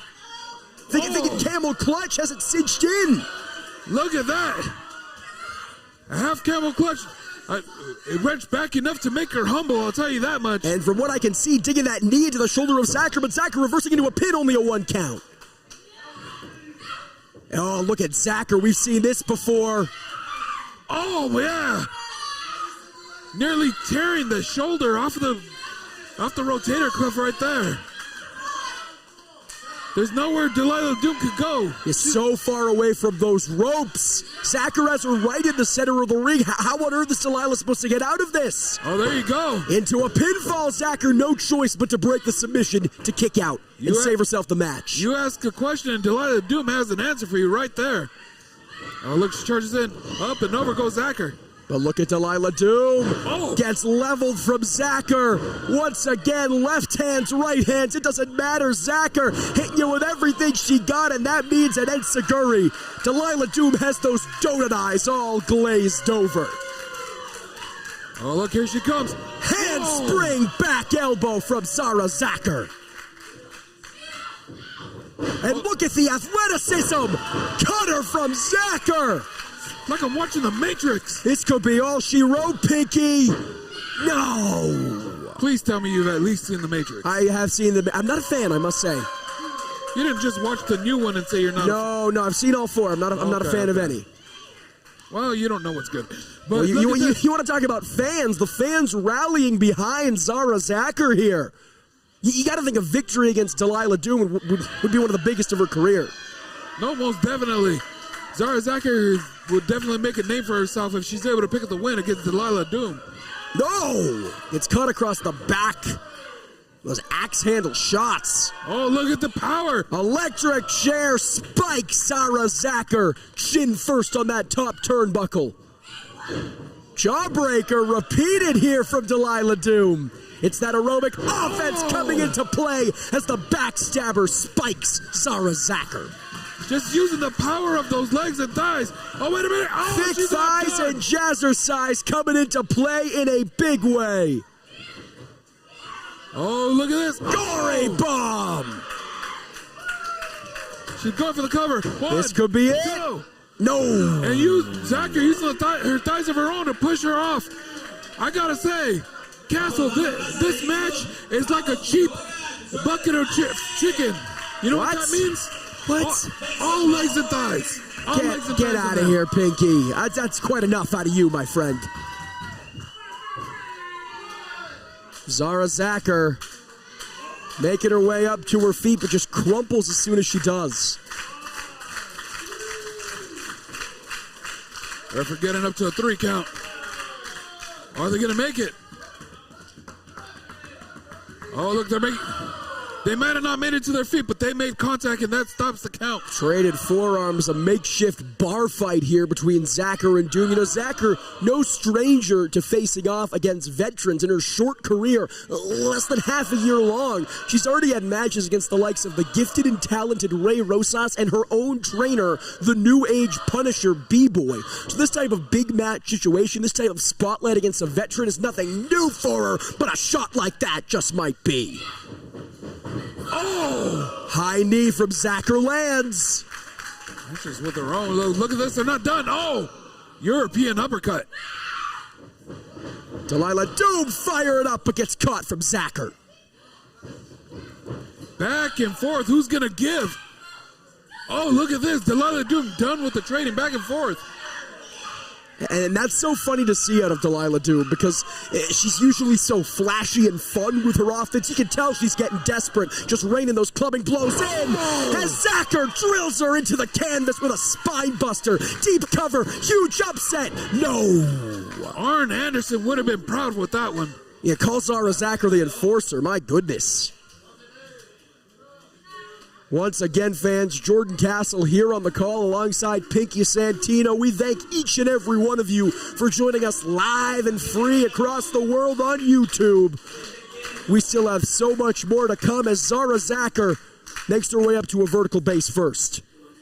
And you're going to want to make sure to subscribe to Eastlos Lucha right here on YouTube for more wrestling action. Stay with us. But look at this. Zara Zacher staying with Delilah Doom. Got Delilah by the hair here. Oh, Zara Zacher took a moment too long, and Delilah Doom took advantage. Repeated knees to the gut. Sends Doom against the ropes. Ducks the shot. Does Zacher. Rolling elbow strike. I'm curious what the fans think. Those of you watching us live, leave a comment down below. Who do you think is going to pick up the win here? Is it going to be Zara Zacher or Delilah Doom? Zara Zacher Scales the top rope. Such a unique combination of a professional wrestler is Zara Zacher. She can strike as hard as they come. She can fly with the best of them, and you're seeing the ladder here. Oh, we're going to see it right now. Whoa! Moonsault! But Delilah Doom gets the foot up. Talk about that veteran instinct. She's got her up. She drills her down. Death Valley Driver. And she's not done. Look at this. Wrenching all the way. Is this it? The camel clutch is cinched in here. Oh, look at this. And Zara Zacher with no choice but to tap out.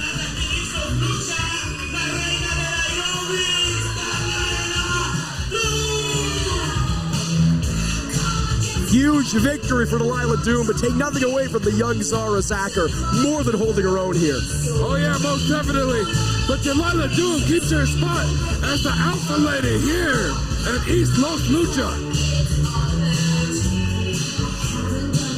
Huge victory for Delilah Doom, and up next, we're going to see the other half of Doomfly, Eli Everfly, defend his Cruiserweight Championship against Wicked Wicked, but before that, Delilah Doom administering some respect towards Zara Zacher here. Oh, look at that.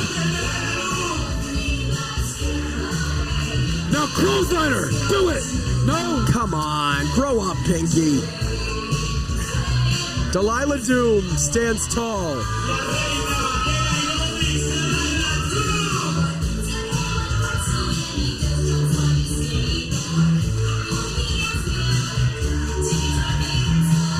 It'll be me and him, and don't forget the robot. It's such a good song, Pinky. It's a classic. I don't know. All I know is that there's a couple of times we saw Delilah Doom get upset. I can't wait till the day she comes out in all black and comes out to the Robin Daggers theme. You gotta stop fantasy booking here, man. This is getting ridiculous. Y ahorita vamos a tener nuestra lucha crucero. Esta lucha muy esperada. Así que, DJ. First of two championship main events on tap right now.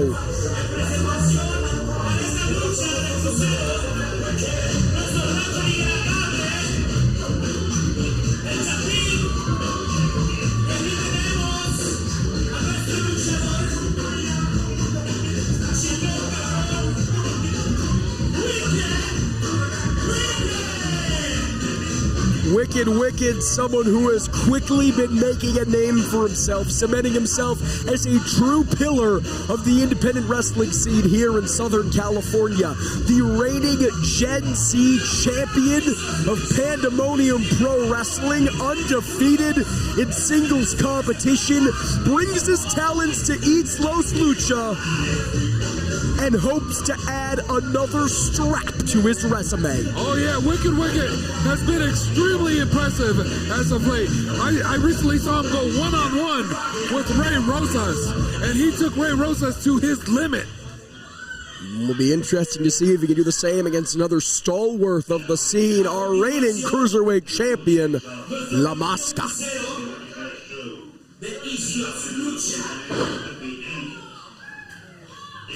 Estamos preparados para la mosca.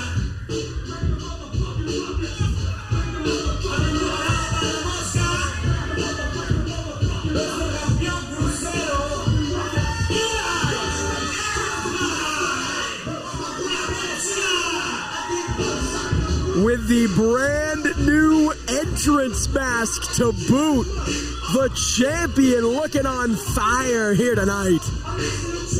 Oh yeah, the Fly is in town here, and he's rubbing his hands together.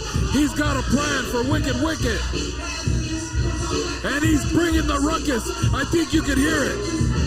I'm not sure if this is Jeff Goldblum or Cruiserweight champion Eli Everfly. Remains to be seen. Fly reference, I get it. Yeah, like the movie, but also the mask he's wearing. You get it. Eli here for the better part of the last decade has ran the roost in Southern California. Someone who's made a name for himself here, has used that momentum to travel the world, but has never forgotten his roots, has always returned home. And here specifically in Eastlos Lucha, has truly been a pillar of this company.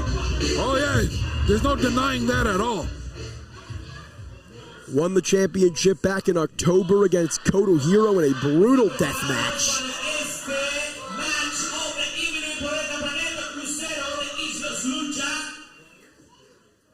De este lado tenemos a nuestro campeón, Eli. Del otro lado tenemos a Wicked. Elijan a su luchador preferido, yo no le puedo decir. The referee making things official here. That is what it's all about. Wicked taking a good long look. Are you guys ready for this match? Let's do this! Are you guys ready?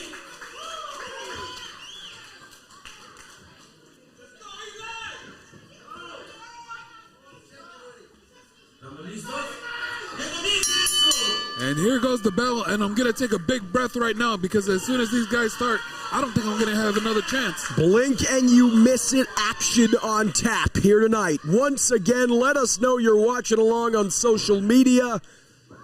We are streaming live across the globe, free on YouTube. Jordan Castle and Pinky Santino on the call for this Cruiserweight Championship clash. And here we go. Eli Everfly kipping up, transitioning Wicked's wrist lock into one of his own. Wicked. Oh, just answering directly back. Look at that. Cartwheel there. With one hand. Agility and wrist control, a lethal combination from the challenger. As he just delicately hands the official the bandana. I love that. Talking about duality of man, but it might have cost him as Eli Everfly cinches in this armbar. Oh, but look at this. He rolls out of it and attacks that leg. And I've said it earlier in the show. This is a very smart move. Look at that, giving him a Charlie horse. If you can't... Oh, hold on. Eli Everfly with a sleeper hold, a choke hold. Got to be careful his own shoulders don't get counted down, you were saying, Pinky. Well, if you don't have those legs, you can't jump around. You can't be jumping off the ropes and doing all that stuff that these guys both like to do. And Wicked knows that better than anyone because he himself is a high flyer. So he knows all the tricks that Eli Everfly needs, that strong base, those strong, powerful legs to fully execute. And he knows exactly how much damage to Eli's ground game, to his offense, neutralizing those legs will do. Well, not a lot of people know this, but Eli is actually a practitioner of jiu-jitsu, so you can't doubt his ground game one bit. Look at this. Kipping up is Eli Everfly. Cover here. You're absolutely right, Pinky. As much as we talk about the high-flying acumen of Eli Everfly, he is such a well-rounded wrestler. You've known him far longer than I. You can attest to that. Oh, yeah. We were actually a tag team many, many years ago. Myself and Eli Everfly, but Wicked. He's like the new kid on the block here, and he's trying to make a name for himself. He's trying to inject some new blood into the Cruiserweight Championship scene. But La Mosca is not going to go quietly into the night. He's not going to take that lion down. Castle. It's La Mosca. La Mosca. I'm sorry. It's an O. Come on, guy. I am a gringo. I do apologize. But look at this. Oh, wait a minute. A stalemate here, almost superhero-esque between Wicked and La Mosca. Whoa. Lands on his feet, does Wicked, and again kipping up for good measure. Just psyching Eli Everfly out with a slap across the face. My goodness. And look at the face on Eli. He can't believe it. And you can't look at the face on Wicked because he's masked. It creates such an interesting dynamic. Eli quite literally has to wear his heart on his sleeve. You can see when he's frustrated. He can see when he's in pain. Wicked does not give Eli that same courtesy because of his mask. Oh, look at this. Repeated chops. That chest protector is not going to do much. Scale in the top here. Shades of Philippe Petit, rope walking extraordinaire into a Lucha arm drag. Oh, and here we go. This is what the fans came to see. It's a bird, it's a plane, it's a fly. Spilling into the restroom there nearly. Wow. Oh, hope the ladies are just washing their hands in there. My God. And Eli Everfly directing traffic on the outside. We've seen it before this evening. Using those chairs as a lethal weapon. Never say we don't have fan-friendly wrestling here at Eastlos Luchas. I think management here just bought a roll of chairs. Yeah, it's me. It's a long-term investment for the incredible action we're seeing here. Oh, and they're not done. This is exactly... Oh, wow. You see, the referee on the outside not administering a counter or disqualification is going to play it a little fast and loose. This is a championship main event. No one wants to see it end in a counter or a disqualification. The referee knows this. Well, not only do the fans not want to see it, but this is Lucha Libre, Castle. And I think he was finally about to administer the count, and Eli literally grabbed him by the shirt and said just that. This is Lucha Libre. No countouts necessary. Hold on, Wicked Wicked. Looking for a suplex onto that cold, hard plastic.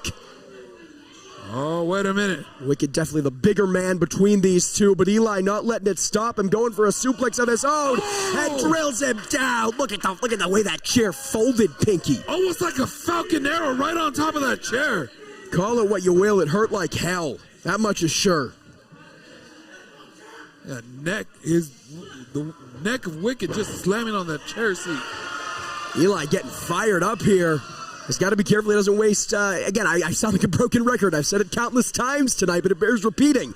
Eli has got to be sure that he doesn't waste too many seconds celebrating or arguing, whatever it may be, with the people.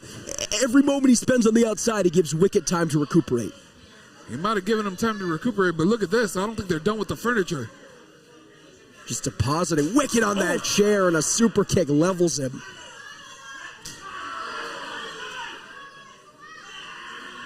And look at this.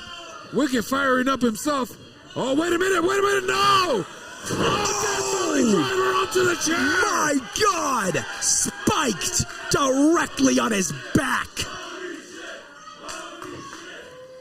Wicked Wicked looking to become Cruiserweight champion here. And only a 2. Thought we had a new champion. I gotta be honest. Well, almost only counts in horseshoes and hand grenades, Pinky Santino. Wicked might have almost became champion. That's not going to get him his hand raised. It's not going to get him a richer sum at the pay window. And it's certainly not going to get him that Cruiserweight championship to drive home with. Oh, look at this. Oh! That might do it. 1, 2. No! Eli kicks out! Man, I really think after that Death Valley driver, the very axis of this match has just been shifted. Eli Everfly is fighting defensively in a big, big way. Whoa! High knee from Pinky takes him down. Excuse me, high knee from Wicked. I wasn't in there, Castle. I wish you were. Leg hooked 1 from Wicked Wicked. 2. Only a 2 count. Well, if I was in there, this match would be over. Listen, it's 2 staples of Santino brothers. You can't argue. Castle, I was badass. That's all I'm saying. But keyword was. Oh. Wicked Wicked bringing Eli up to his feet here. You're lucky I need you here. Okay. Repeated knees to the gut, forearms to the face.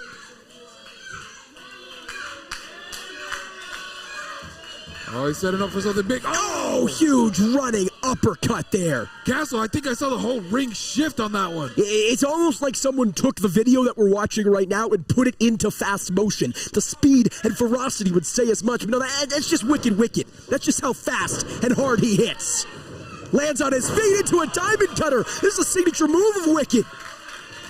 He could have this match won, but interestingly enough, not capitalizing here, Pinky. Looks like he's firing up and setting up for something big. Oh, wait a minute.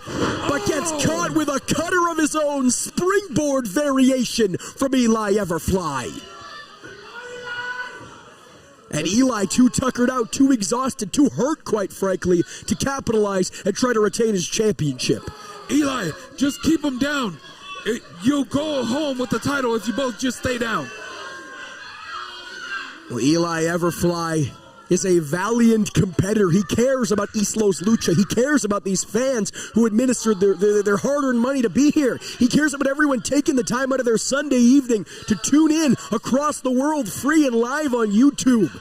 He's not content with taking a countout or a disqualification victory. Eli Everfly wants to win this one properly. But you're right, Pinky, as much as I might hate to say it, it very well might cost him. Oh! There you go. Shots back and forth between Everfly and Wicked here.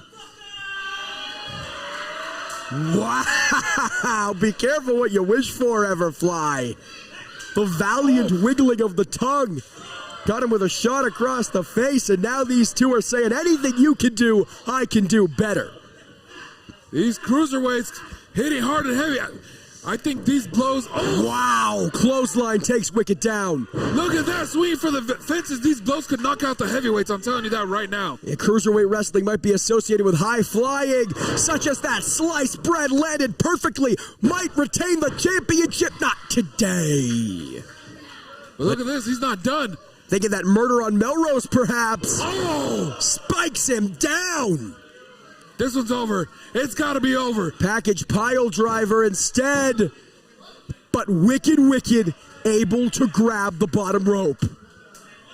And I do wonder, Pinky, why Eli opted for the package pile driver instead of the signature murder on Melrose, that underhook Canadian destroyer. I wonder what's going through his head to cause that decision. Well, you know, you think you bounce a guy off of his head, he's got to stay down. That's what I would have thought. And I think he would have if not being so close to the ropes. If you bounce a guy off his head, quote unquote, maybe. But Wicked is not just some guy. As La Mosca has scaled the top, what's he thinking? Oh! The Fly was looking for a frog splash, but nobody home, and the shotgun drop kick takes him down. Huge clothesline folds him like an accordion. Look at that. What is he setting up for here? Black hole slam into the cover, lateral press, new champ, no. Oh! And Wicked following up with another standing foot stomp. Will it be enough? No. I thought we had a new champion. And I gotta speak to the fighting spirit of Wicked going right into that second double foot stomp. Eli got a near fall, and Wicked transitioned right back into more offense. Did not argue with the fans, did not argue with the official, but now maybe wasting some precious time here. I'm not sure. Oh, wait a minute. I think we're going to get a little more hardcore one more time here at Eastlos Lucha. And some people might not like this. Some are traditionalists, but I got to say I love this. Wicked with chairs in hand. Again, it is referee's discretion. Wicked is playing with fire, but that might be exactly what he needs to do to become the new Cruiserweight champion. Oh, there we go. Hold on, I know we got liquor on tap, but Pinky, it might be time for a bar fight, my friend. I think it's time to see one. The question is, will Eli ask? Oh, here we go. Oh! Slap across the face. Let's hear it. Wow. Knocked the green off of that tongue. These slaps sound like gunshots, Pinky. You're in line. Oof. After this, these guys are both going to sign up for a couple of slap competitions. Oh, my God. Whether for pride or the glory of championship gold, neither man giving an inch, but finally Eli saying, I'm done playing around. Chair across the dome once again. It's a very violent side of Eli Everfly. I'm not sure I've ever seen him get this violent before. Oh, wait a minute. And now we might see it. Arms hooked, murder on Melrose, but Wicked saw it coming, rolls him up. Oh! Jesus Christ. See that back elbow right on the base of the neck? Did you hear it, man? Yeah, I did. Most definitely. I don't think I can hear anything right now. My ears are ringing after that. How do you think Eli Everfly feels? Hold on. God, Challenger taken to the skies. Mule kick. Moon salted and peppered here tonight. Eastlos Luchas. That is exactly what I like to see. These guys tearing each other apart. But Wicked knows that in order to finish this one up, he does not have championship advantage. He cannot win on the outside. Rolls Eli back in. Leg hooked. Everfly kicks out. Oh! Stomping him right in the chest. Right in the sternum. And Wicked is not letting up, not letting the kick out deter him here. Deposits Eli on that top rope. So many times tonight we have seen competitors scale the top rope for a maneuver such as this one. And so many times it has resulted in utter disaster. What the hell is he going up for here? And maybe trying to deposit Eli on the electric chair? I'm not sure. Oh, Eli not going to allow it. Able to get out of dodge. Ducks under. Lands on his feet off that moonsault. Wicked lands on his feet with what? No, lands on his knees there. Might have clipped his knees. Oh. Enziguri kick. And now Wicked. He's favoring that wrist off that funky landing, Pinky. Both these guys dazed. No. Look at this. Wicked will not be deterred here. Maybe thinking avalanche cutter, perhaps? Oh, wait a minute. Look at this. Big Frankensteiner off the top rope. And Everfly's not done. Spin kick. Call the police, Pinky, because there's been a murder on Melrose. 1, 2, 3. Everfly retains.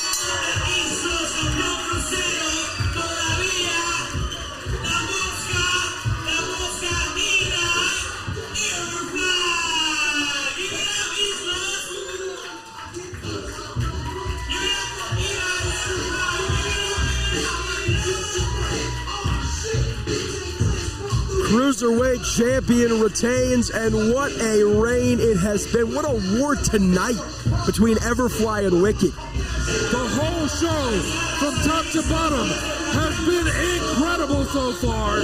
The question is, the main event, are they going to be able to follow all this? They got a tough task ahead of them, but if ever there was a main event on tap that's ready for the challenge, we got it. And Eli Everfly, post-match, looking for a handshake.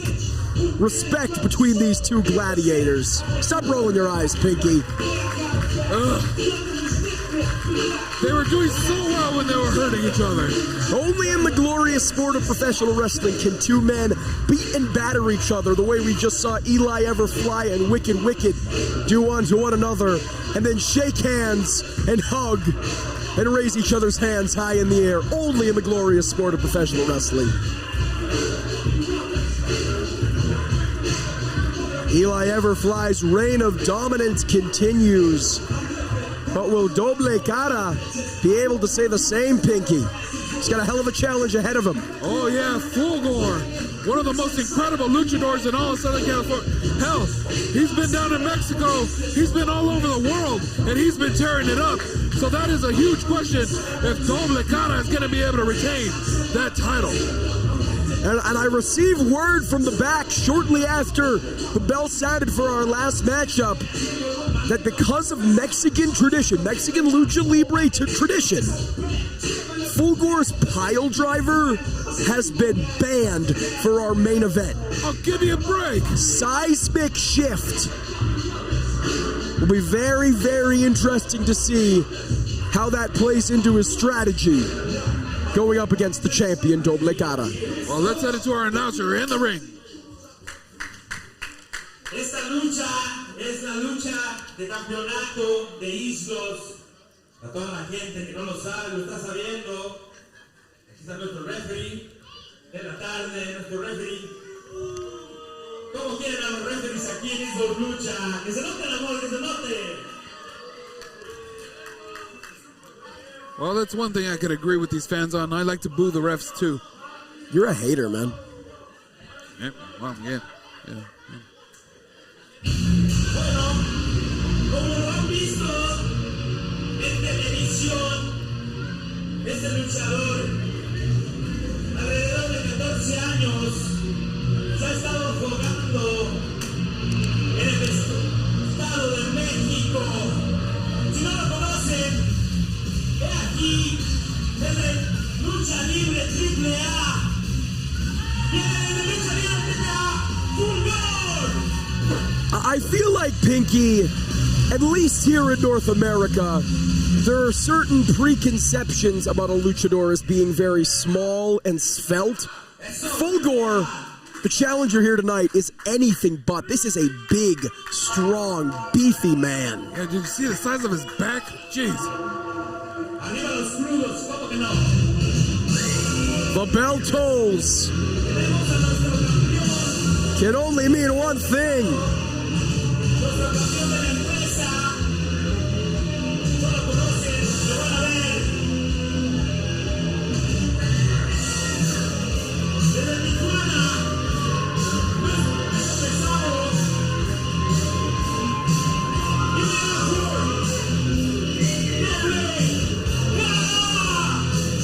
Riding the lightning into the silk hands is the man who, back at Eastlos Lucha 7, dethroned Big Dick Hoss Hogg for the heavyweight championship. Of course, last time we saw him in action, defeated Chris Nasty and Super Astro Jr. in a high-octane triple threat match. This is first singles defense against Fulgor. Oh, look at this. Fulgor ready, getting right in his face. Estamos ready. What's up, Look at this, Fulgor not showing any fear.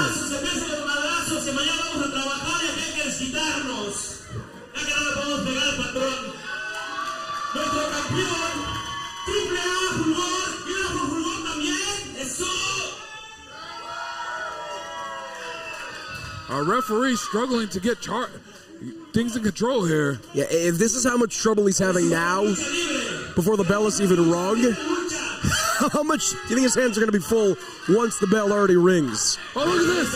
Fulgor took the title. I gotta say, I like that. Fulgor stealing the championship. There is some serious animosity between these two. Castle, I gotta say, I think we're gonna see a new champion here tonight. Oh, give me a break. It's a very bold prediction, Pinky Santino. Doble Cara's championship reign is only a few months long, but he has looked very, very impressive since winning that championship, since defending that championship. His second defense here tonight, and what a defense it is. Oh, look at this. Oof! Going after that arm. And we mentioned that strong base, that power of Fulgor really paying dividends here in the early going. Oh, look at this, look at this. He just locked up his arms. This is Lucha Libre, folks. Yeah, but Fulgor has got to be careful he doesn't get himself counted out here in the early going. Excuse me, Doble Cara. Castle, you know what? A lot of the luchadors here are so ugly that they wear a mask. That's not at all what it's ancient tradition. It's history. The thing with Fulgor is that he wears a mask because he's so handsome that none of these fans deserve to see it. I think you just have a bias towards guys with long, ugly beards, but that's just my take. What do you mean, ugly beard? Look at that beard. That's an impressive beard. Well, he pulls it off, certainly. I'm not sure everyone in the building does. Yeah, you know, me, him. Him, definitely, yeah. And how about Fulgor with double birds administered to the people as he just sits out on the legs of Doble Cara here. Oh, Cara here reversing his fortune, thinking crossface, but as soon as he gets it, Fulgor with an arm full of rope. Oh, wait a minute. And Doble Cara usually much more good-natured than this. He's going to get himself disqualified. I mean, I'm sure he would retain the championship, but this is a main event. I don't think he wants to give Fulgor an excuse to come back with a rematch. He wants to settle this score, whatever it may be, right here, right now. I'm conflicted. I don't like Doble Cara, but I do want to see him punch the referee in the face. But that's just me. What's your beef with the referee? I like his mustache. That's exactly my beef. Thinks he's so cool with that mustache. He needs to shave it. And there's already been far too much talk of facial hair in our main event here, folks. But once again, Jordan Castle and Pinky Santino on the call. The Eastlos Heavyweight Championship on the line. Doble Cara defending against Fulgor. Oh, look at that. Spinning out into a leg lock here. Fulgor reaches for the ropes, just writhing in agony. You don't need to see the face under that mask to know how much pain he is going through right now. Makes to that bottom rope. Look at that. Breaks it one more time. Wait a minute. And again, right back where we started. It's like Groundhog Day here. Doble Cara threatening to assault our official. Punch that stupid mustache off his face. Wait a minute, Castle. I just noticed something. You're just jealous because you can't grow facial hair. I can grow a mustache. You can't grow a mustache or a beard. I choose to be clean shaven for purposes of the job, all right? It's enough. Yeah, right. Okay, look at this. Oh, Fulgor and Doble Cara trading blows in the center of the ring. For how much intensity and animosity was there in the early going? This one has been surprisingly technical in the early going here. Yeah, you're not lying. Look at this. Drop down, bypass. Oh! Huge shoulder block. I'm not sure Fulgor is ever used to being the smaller man, but he might be tonight against Doble Cara. The champion, a large, strong, powerful athlete in his own right, but not large, strong, or powerful enough to avoid that arm drag. One of his own. Sweeps the legs, goes for a cover. Doble Cara returning the favor. And now we are at a stalemate here. And Castle, that is the definition of Lucha Libre wrestling.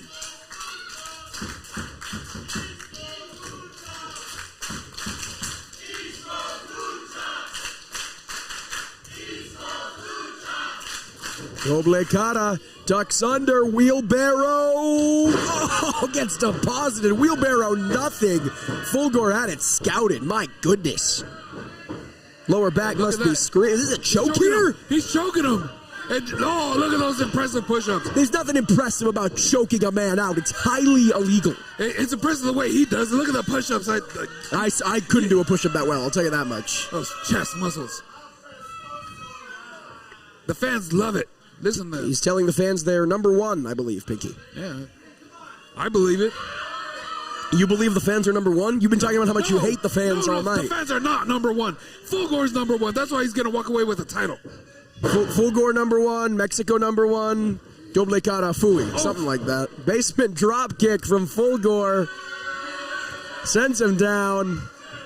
Oh, we got more chairs in the ring. And again, the official, it's referee's discretion. And unlike our Cruiserweight Championship contest, this referee, less fast, less loose, and can hardly blame him. And he wonders why everyone wants to punch him in the face. I swear. Fulgor does not need a chair. He levels Doble Cara well enough with a super kick. See, listen to these stupid fans. They want the chairs. Well, it's not a popularity contest here tonight. No, it's a championship match. More specifically, an Eastlos heavyweight championship match. Oh, wait, these guys are taking it to the outside. Getting dangerously close. Now, every time I think a chop I've heard tonight cannot sound louder than the last, they somehow defy that. It's incredible. Wait a minute, no! Oh, man.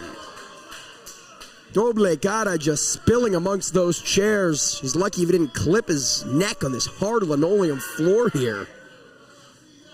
Dang. Pretty soon he's going to be Doble Cara, not because he paints his face, but because one half of his face is literally split open, yeah. Yeah. But not letting it deter him here. God. Absorbing the chops of Fulgor. Back and forth go these two. Oh, look at that. Fulgor getting the upper hand. Fulgor, of course, recently moving from Mexico to the United States for an expedition. I've seen him pop up in Epic Pro, AAA, GCW, anywhere that's anywhere, and finally taking his talents to Eastlos Lucha, hoping to become the new heavyweight champion. Oh, here we go. The batter's at the plate. Are we going to see it? But once again, the referee saying he'll have none of it. Fulgor's lucky the referee grabbed the chair. The referee could just as easily let him clock Doble Cara and disqualify him. But nevertheless, Fulgor dropping Doble Cara with a suplex. Cover here.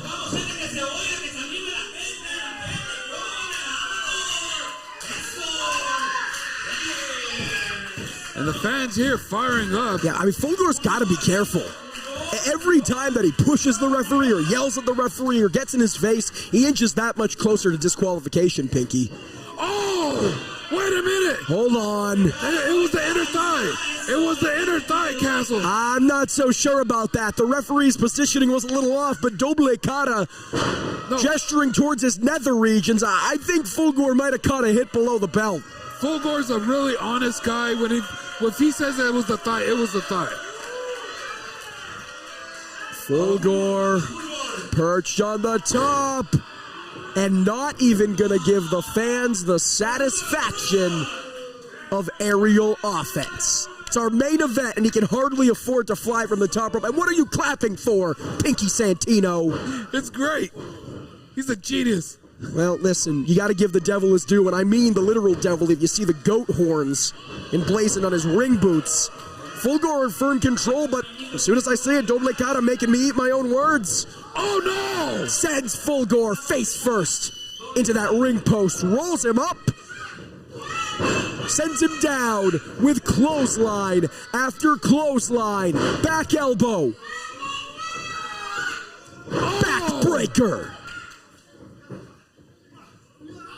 Maybe thinking pop handle, leg hooked. Only a 2 count.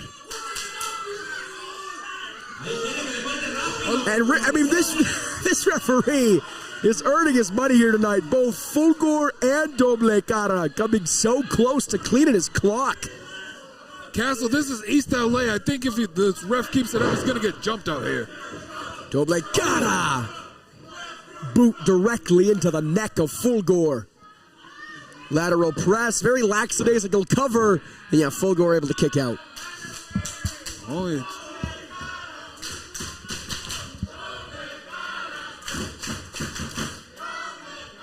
The fans firmly behind Doble Kata here, Pinky. Whoa, what do they know? Look at this. Oh, no. He just wrapped him up with his own arm. But Fulgor fighting out with those big, massive elbows. Oh! Deposits him with a slam here. Another lackadaisical cover. What do you think that says? Is Doble Kata trying to get into the head of Fulgor with these lackadaisical covers? Maybe he knows, hey, this isn't going to put him away either way. Might as well make him think how little I think of him. Something like that. I don't know. If I had to put myself in the shoes of Doble Kata, I would say every time you cover your opponent, you take some energy off of him. It doesn't matter how lackadaisical. Kicking out takes a lot of energy out of your opponent. Well, I think this is about to take a lot of energy out of both of these men. The strap's coming down. That can only mean one thing. Oh, listen to this. Listen to that. Oh, my God. Fulgor should have left them layers on.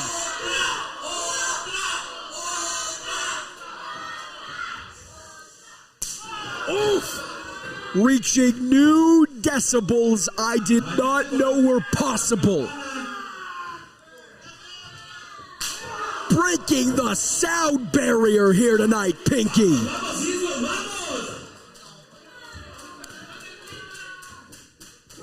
Oof. They might not sound as bad, but they certainly hurt as bad. Repeated forearms, Fulgor gaining the advantage, double bird, but it might have cost him as Doble Kata with a forearm of his own staggers Fulgor, but Fulgor returns with a roundhouse kick. Tries to muscle Doble Kata up, but he's too big. Headbutt here. Oh, no. We saw that wheelbarrow into a cover. This time it lands. No. Doble Kata and Fulgor both duck, and now both men taken down in synchronicity. Oh, wow. I don't even know who would have got on the win. Yeah, near fall off that double pinfall. You gotta think it would revert back to Doble Kata because of champion's advantage. Yeah, it would have been a draw, but you're right. He would have kept the belt. What a coward. Sure, that's how he would have wanted to win. I don't think it was an intentional double pinfall here, Pinky. I literally think both of these men were knocked senseless and happened to land on each other. Look at this. These guys ain't done. Not by a long shot. This is the main event of Luchahangover, Eastlos Lucha Volume 9, streaming live and free on YouTube here. And Castle, it's been one hell of a show top to bottom so far. No! And these guys are being no different. It is big, meaty men slapping meat in our main event as Fulgor sends Doble Cara over. Forearm from the champ. Hook 'em horns. No! Too much time. And that is going to hurt, Pinky. Oh, most definitely. Got Fulgor on top once again. What's he setting up for here? Maybe thinking superplex. Superplex lands. These guys almost went through the ring.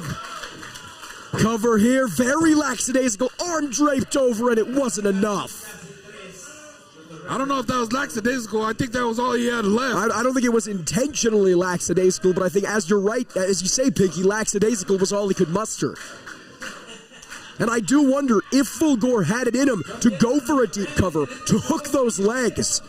I don't want to speak out of school here, but I think he might have became the champion. And he might become the champion now, but as we mentioned, this pile driver is banned, a signature of Fulgor. Eastlos management have banned it in accordance with Mexican tradition. Nail him! Nail him!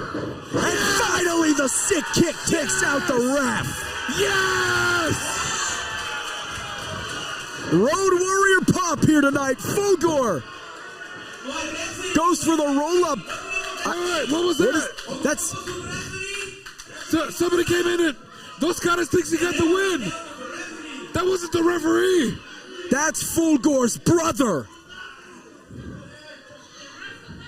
Wait, are we going to see it? That is Fulgor's brother here, and Doble Cara is none the wiser. The referee's still down. The referee's still down. He hasn't seen any of this. Chair across the head of Doble Cara. New champion. New champion, wake up, you stupid ref. Well, there's no one there to count the pin. Fulgor uno and dos, they can celebrate all they want. But there's no one to count the pin, and look at this, repeated stomps. And the Lucha scumbag Chris Nasty, who we saw gain a measure of revenge against Big Dick Huss Hog earlier on tonight, evens the odds. Tope Suicida spiking onto our stage. What the hell's Nasty doing out here? Nasty is evening the odds. He's making it a fair fight. He's sticking his nose in other people's business. Exploder suplex. No!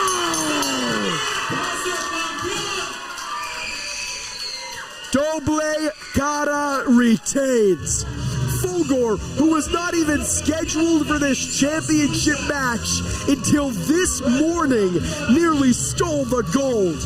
But tonight, good triumphs over evil, and Doble Cara will head into Eastlos Lucha Volume 10 as your heavyweight champion. Fulgor was cheated, Castle! He was cheated! He had the win! No, this is a travesty! He had the win with the help of his brother. He just had the win!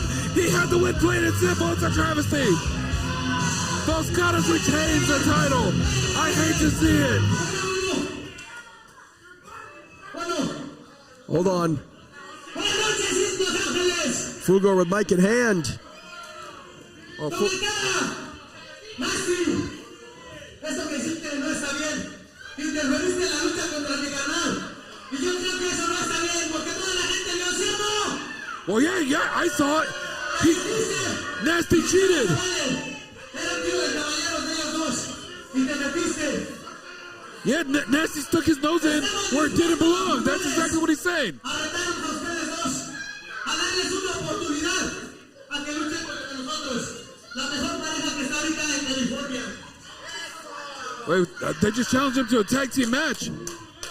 Are we going to see a tag team match at the next show?